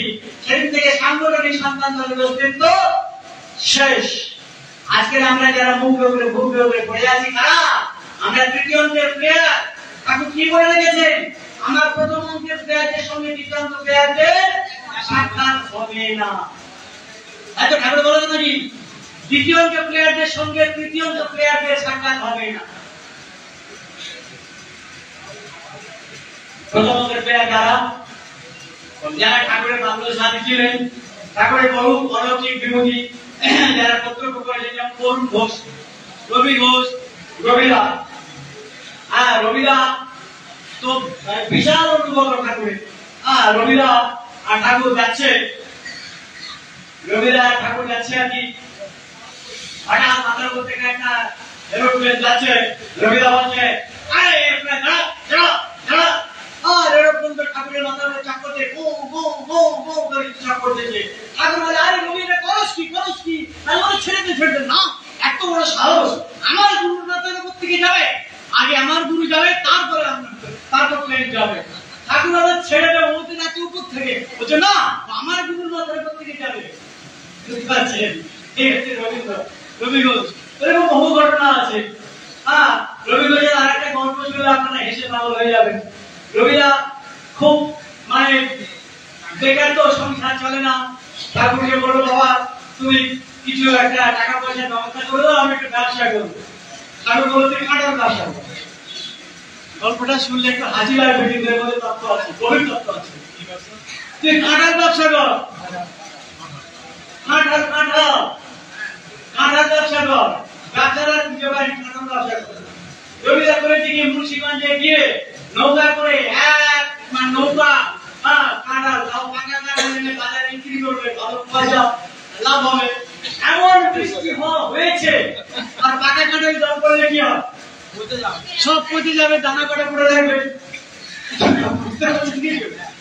তো এবারে সমস্ত কাঁঠাল পচে একদম গোবর হয়ে গেল বাজারে বিক্রি করা গেল না লাস্টে কাঁঠালের দানাগুলো বস্তা ভর্তি করে এনে ঠাকুরে রবিদা বলে দিয়ে বলছে এই না বাবা তোমার কাঁঠাল ব্যবসা তুমি করো তুমি দেখে দেখে আর ব্যবসা তুমি কাঁঠাল ব্যবসা করতে বলেছো এমন বৃষ্টি দিলা কাঁঠাল পচে গেল ঠাকুর বলছে আরে আমি তোর কাঁঠাল ব্যবসা করতে তোদের বীজের ব্যবসা করতে বলেছি কোন বীজ আপনি কি বোঝাতে চাইলেন বীজ যেটা কানে পেয়েছে ওই বীজের ব্যবসা করতেছে গভীর তত্ত্বের কথা এইগুলো এই যে রবিরা বরুণ ঘোষ ঠাকুরের বাংলা সাথী পুরো বরুণদার ঘটনা শিকার ঠাকুর কথা ফ্যানিশ হয়ে যান কথা এই আছে এই না তখন কি হবে তো এই আছে এই নাই ঠাকুর এই যে বরুণদা করেছে কি একটু ঠাকুরকে জড়িয়ে রয়েছে আরে তুমি কথা বলতে বেশি যাও বলায় ভালো করে চাইপা ধরুন আমি তোমাকে এমন ভাবে চেপে ধরবো তুমি কি করে যাও দেখবো ঠাকুর বললো হাত চাইপা ধর বরুণদা যত চেপে ধরছি ঠাকুর ছোট হয়ে যাচ্ছে, যত ছোট হচ্ছে ঠাকুর ছোট হয়ে যাচ্ছে, লাস্টে হাতের মুঠে চলে এসেছে। আরে বিরু তুমি কই গেলা? বলে এই তো আমি। হাতের আঙুলে ধানিস করে কই গেলা তুমি? আবার সামনে বিরু দেহ ধারণ করে এই তো আমি। এই হচ্ছে এরা হচ্ছে প্রথম অঙ্গের প্লেয়ার। এরকম বহু ঘটনা আছে, বললে আপনারা পরম বিষয় ভালো কিন্তু পড়ে দেখবেন অনেক কিছু পাবেন। ঘটনা ঠাকুরে পাবেন, ওদের কাজ শেষ। দ্বিতীয় অঙ্গের প্লেয়ার কারা? এই সংগঠন যারা করেছেন আপনারা, শাখা জেলা সমন্বয় কেন্দ্র যারা করেছে, এরা ছিল দ্বিতীয় অঙ্গের প্লেয়ার। এদেরকে দিয়ে এলাকায় এলাকায় প্রচারটা করিয়ে নেওয়া হয়েছে, নাম প্রজাতন্ত্র প্রচার। বিপ্লব হবে, নেতাজি আসবে, এদের বিপ্লব হবে, মহাপ্রলয় হবে, এই প্রচারটা করিয়ে নেওয়া হয়েছে। তাড়াতাড়ি নাম করো, এই প্রচারটা করিয়ে নেওয়া হয়েছে। এই যে আপনার নাম কিন্তু আপনারা করছেন, কালকে সেকেন্ড রাউন্ডে আলোচনা আমি বিস্তারিত ব্যাখ্যাটা করবো। এই নামের ব্যাখ্যাটা, এই নাম এখনকার নাম না, কিন্তু এটা অলরেডি ঠাকুর বলে রেখেছেন, আমি ফলের মধ্যে সত্যের বীজ বপন করেছি। এটা অ্যাকচুয়ালি সত্য যুগেরই নাম। ঠাকুরের একটা ঘটনা বলি, কিছু নতুন নতুন আছে। একটা চোর চুরি করতে গেছে একটা মালিকের বাড়িতে। চুরি করতে গিয়ে মালিক ধরা পড়েছে, মালিক তাড়া করেছে, এমন তাড়া করেছে চোর পালাতে পালাতে পালাতে পালাতে গিয়ে একটা মুনির আশ্রমে গিয়ে পড়েছে। ঠাকুরের বলা, কিন্তু আমার একটাও কারণের কথা আমি বলছি না, কিন্তু ঠাকুরেরই বলা বলবো। একটা মুনির আশ্রমে গিয়ে পড়েছে। মুনির আশ্রমে ইয়া বড় বড় সব তুলসী গাছ, মানে তুলসীর বন, সেই ভয়ানক মুনির আশ্রমটা কিন্তু তুলসীর বন সেটা, ঠিক আছে। চোর করেছে কি, ওই মুনির আশ্রমে ঢুকে পড়ে ওই তুলসী গাছের মধ্যে ঢুকিয়ে পড়েছে। এবার মালিক আর খুঁজে পায়নি, যে বাড়িতে চুরি করতে গেছিল সে ফিরে গেছে। কিছুক্ষণ পরে হিস হিস হিস হিস হিস হিস শব্দ হচ্ছে। চোর আরো ভয় গুলি করে ভাবছে যে এবার মনে হয় মালিক ধরে ফেলবে, হ্যাঁ আরো গুলি করে যাচ্ছে। তারপর দেখছি তো ওই শুধু শব্দটাই হচ্ছে, কিন্তু তো মালিক তো আসছে না ধরতে, হ্যাঁ কোনো মানুষের বাইরে আওয়াজ তো পাচ্ছি না। তারপরে কান দিয়ে শুনছে ওই তুলসী গাছগুলো গান করছে গুনগুন গুনগুন করে, রাম নারায়ণ রাম। চোর তখন একটা চৌর্যবৃত্তিটা রয়েছে, চুরি করে তার অভ্যাস। ওই তুলসী বন যখন, ওই বনের মুনি ওখানে রামায়ণ, এটা সত্যযুগের একটা ঘটনা, ঠাকুর আমাকে বোঝাচ্ছে না। ওই মুনি তখন, উনি তো সবসময় ওখানে ভক্তদের নিয়ে ওই রামায়ণ কীর্তন করতেন, তখন ওখানে ওই তুলসী গাছগুলো, ওদের মধ্যে ওই ভাইব্রেশনটা চলছে আর কি চলছে। এখন চোর ওইখানে ঢুকে পড়েছে, ওই তুলসী গাছগুলো রামায়ণ কীর্তন করছে। চোর তার অজান্তে তখন ওই অটোমেটিক হাত তুলে নিজে থেকে শুরু করে দিয়েছে, এটা ঠাকুরের বলা ঘটনা। বনগাঁ ট্রেন প্যাসেঞ্জার খুব ক্যাচাল করে, এটা বিখ্যাত সারা পশ্চিমবাংলা খ্যাত। বনগাঁ ট্রেনের মানে প্যাসেঞ্জার মানে ক্যাচাল করে, ঝগড়া চেঁচামেচি গালাগালি চেঁচামেচি ওই ঘটনা লেগেই থাকে। ওই প্যাসেঞ্জার গুলো আধা ঘন্টা এক ঘন্টা পরে যখন কাটাল হয়ে উঠবে, দেখবে একদম শান্ত নম্র ভদ্র, দেখে মনে হবে না যে এরা বনগাঁ লাইন করে। কি করে হলো? কি করে হলো? পরিবেশ মানুষকে পাল্টে দেয়। আর আজকে যারা যারা বিরোধী পক্ষে রোধ করছে, ওটা ওদের অভিনয়। কে সত্যি কে মিথ্যে কে অভিনয় করছে, ওটা আমাদের বিচার বিবেচনা তার জন্য উনি আছেন, বড়পিতা আছেন। কিন্তু কে বড় কে ছোট বিচারের দায়িত্ব আমাদের না। আমাদের দায়িত্ব এই নামের ভাইব্রেশনে, এই জব যেটা পেয়েছে ভাইব্রেশনে নিজেকে ডুব দেওয়া।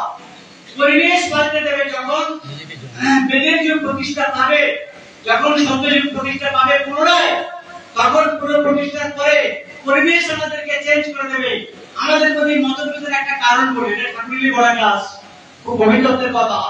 ধরুন আপনি 50% আছেন, ঠাকুরের দায়িত্ব 100 ফিল আপ করা। প্রত্যেককে ঠাকুরের বলেছেন, কথা দিয়েছেন যে সবাইকে তিনি পৌঁছে দেবেন সেই পরম স্থানে, সেই পরম সহস্কার লোকে, সেই পরম আনন্দময় লোকে পৌঁছে দেবেন।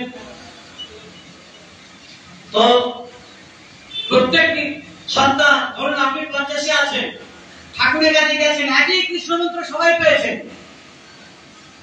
একই কৃষ্ণমন্ত্র সবাই পাচ্ছেন, কিন্তু ওর মধ্যে স্পিড, গুরু যে স্পিডটা দিচ্ছেন, গুরুর যে গতিটা, স্পিডটা মন্ত্রের মধ্যে মিশিয়ে দেওয়া হচ্ছে, তাকে 50 স্পিডের মন্ত্র দেওয়া হলো।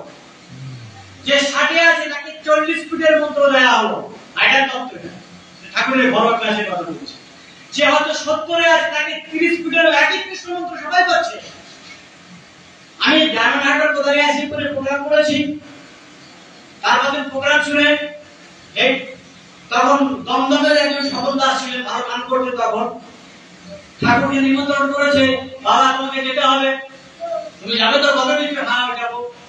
তো আমি বক্তব্য দেওয়ার পরে তারপরে তখন আমি প্রথম দিকে, তখন আমি ক্লাস 10 বা 11 এ পড়ি সম্ভবত, প্রথম দিকে ঠাকুরের কাছে গেছি, এই প্রোগ্রামে গেছি, ডায়মন্ড কোথায় গেছি, প্রোগ্রামে গেছি, সেখানে গিয়ে দেখছি ঠাকুর যে নিমন্ত্রণ করে এসেছে, ঠাকুর বলে হ্যাঁ আমি যাবো, পাথর বাড়ি করে পায়েস দিয়েছে, কলা পাতা ঢাকা দেওয়া, কারোর ওখানে খাওয়ার কোনো প্রশ্ন আসে না, কারণ ঠাকুরের কাছে প্রসাদ আপনি খাবেন ঠাকুর গিয়ে, কারণ সাহস হবে না, কারণ আমরা তো সেখানে বসা। আমার বক্তব্যের পরে ওই সমন্বয় দমদমের সমন্বয় মারা গেছে, উনি গীতা লক্ষ্য করলেন, প্রোগ্রাম খুব সুন্দর হলো।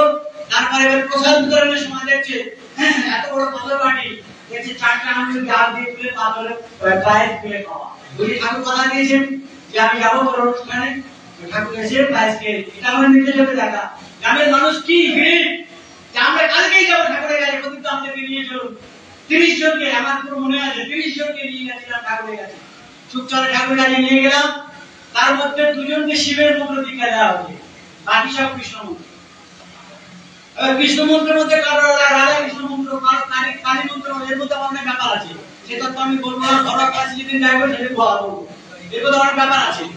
তো 2 জন শিবের মন্ত্র বলতে এটা কি হলো, আমাদের যারা শিবের মন্ত্র বলতে সব কৃষ্ণ মন্ত্র, তোমরা নিশ্চয়ই মনে মনে শিবকে ভালোবাসো, শিবকে পছন্দ করো, বলছে হ্যাঁ ওই জন্য তোমাদের শিবের মন্ত্র। মানে ওই যে বিনয়টা ভালো বলতে পারবে, মানে মিনিটে 25, 30, 40টা দীক্ষা, ভাবতে পারছেন? বিনয়টা টেনে পারতো না, হ্যাঁ শুধু বলতো টান, আরো জোরে টান, আরো জোরে টান, ধরবে শুধু মন্ত্র দেবে, ধরবে মন্ত্র দেবে। বিনয়দা ঠাকুর কাছে যেত, থাকতো ওইখানে, টেনে পারতো না, দম হয়ে যেত, এত স্পিডে ঠাকুর ঝড়ের মধ্যে দীক্ষা দিতে।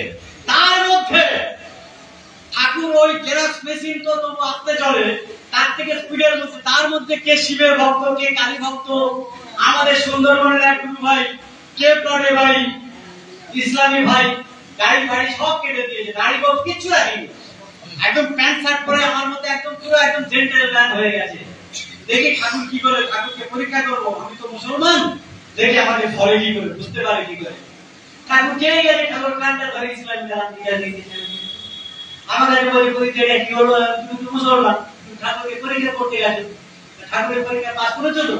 হ্যাঁ। ঠাকুর বুঝলো কি করে, আমাকে দেখে এটাই তো ঠাকুর, এটাই আমাদের ঠাকুর, অন্তর্যামী তিনি, ও কোন পরীক্ষা টিকবে না। ওই জন্য যে যে ভাষায়, লন্ডনের মন্ত্রী রেগন, তার পিস্তি তখন 5 জন এসেছিল। টাইম হয়ে গেছে, তো যাই হোক আমি শেষ করে দিচ্ছি। সুতরাং তারা এসছে 4-5 জন ঠাকুরের কাছে, এসছে, তারা ইংলিশে প্রশ্ন করছে, ঠাকুর বাংলায় উত্তর দিচ্ছে। কারণ রায়দা ছিলেন, উনি ইংলিশে ভাষণ করে দিতেন, রবীন্দ্র ছিলেন, ইংলিশে ভাষণ করে দিতেন। দাদা বলছেন আমি বলতে ইংলিশে ভাষণ করে দেবো, তার বলছে no no no you understand, ওরাই বলছে না না আমরা বুঝতে পারছি, ওরা ইংরেজিতে প্রশ্ন করছে, ঠাকুর বাংলায় উত্তর দিচ্ছে, তারা বুঝতে পারছে, বলছে no no no you understand, আমরা বুঝতে পারছি। তাহলে ব্যাপারটা কি হলো? ব্যাপারটা হলো এই যে তিনি শুধুমাত্র মানুষ না, এই পৃথিবীর যত ভাষাভাষী মানুষ, ওরা শুধু আমেরিকা, ক্যালিফোর্নিয়া থেকে শুরু করে, ইউরোপ থেকে, জর্জ থেকে শুরু করে, আরব থেকে শুরু করে, সারা পৃথিবীর বিভিন্ন প্রান্ত থেকে ঠাকুর কাছে যে যে ভাষায় তাকে দেখছেন, তিনি তাকে সেইভাবে তাদের সঙ্গে মিশে তাকে তত্ত্ব আলোচনা করেছেন। এই হলো আমাদের ঠাকুর। তাই গুরুত্ব নিয়ে এইভাবে ব্রহ্মচারী মহারাজ আজকে আলোচনা করলাম।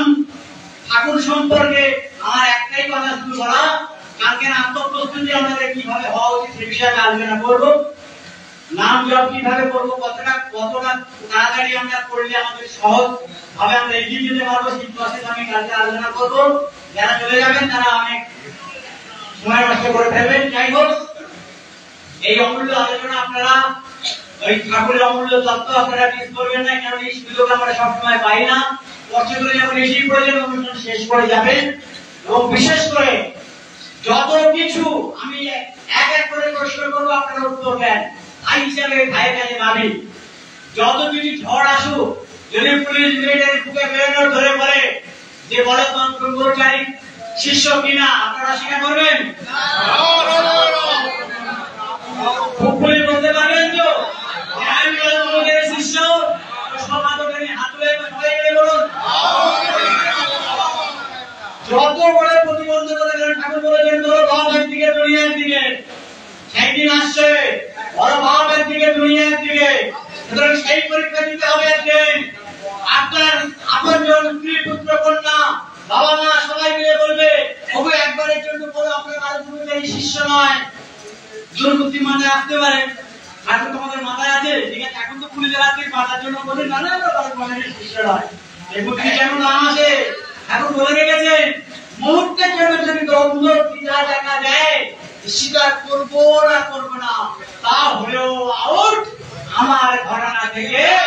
বা তাই গুরুর প্রতি আমাদের 16 আনা বিশ্বাস রেখে আগামী দিন আমরা এগিয়ে যাব। যতদিন না পরমপিতা আসছেন, যতদিন না বেদের প্রতিষ্ঠা হচ্ছে, যোগাযোগ কাল ও 2 বছর 5 বছর যতদিন কবে হবে আমরা জানি না, সেটা গুরু জানেন। কিন্তু আমাদের বিশ্বাসের ঘরে যেন ফাটল না ধরে, সবাই মিলে বলুন একবার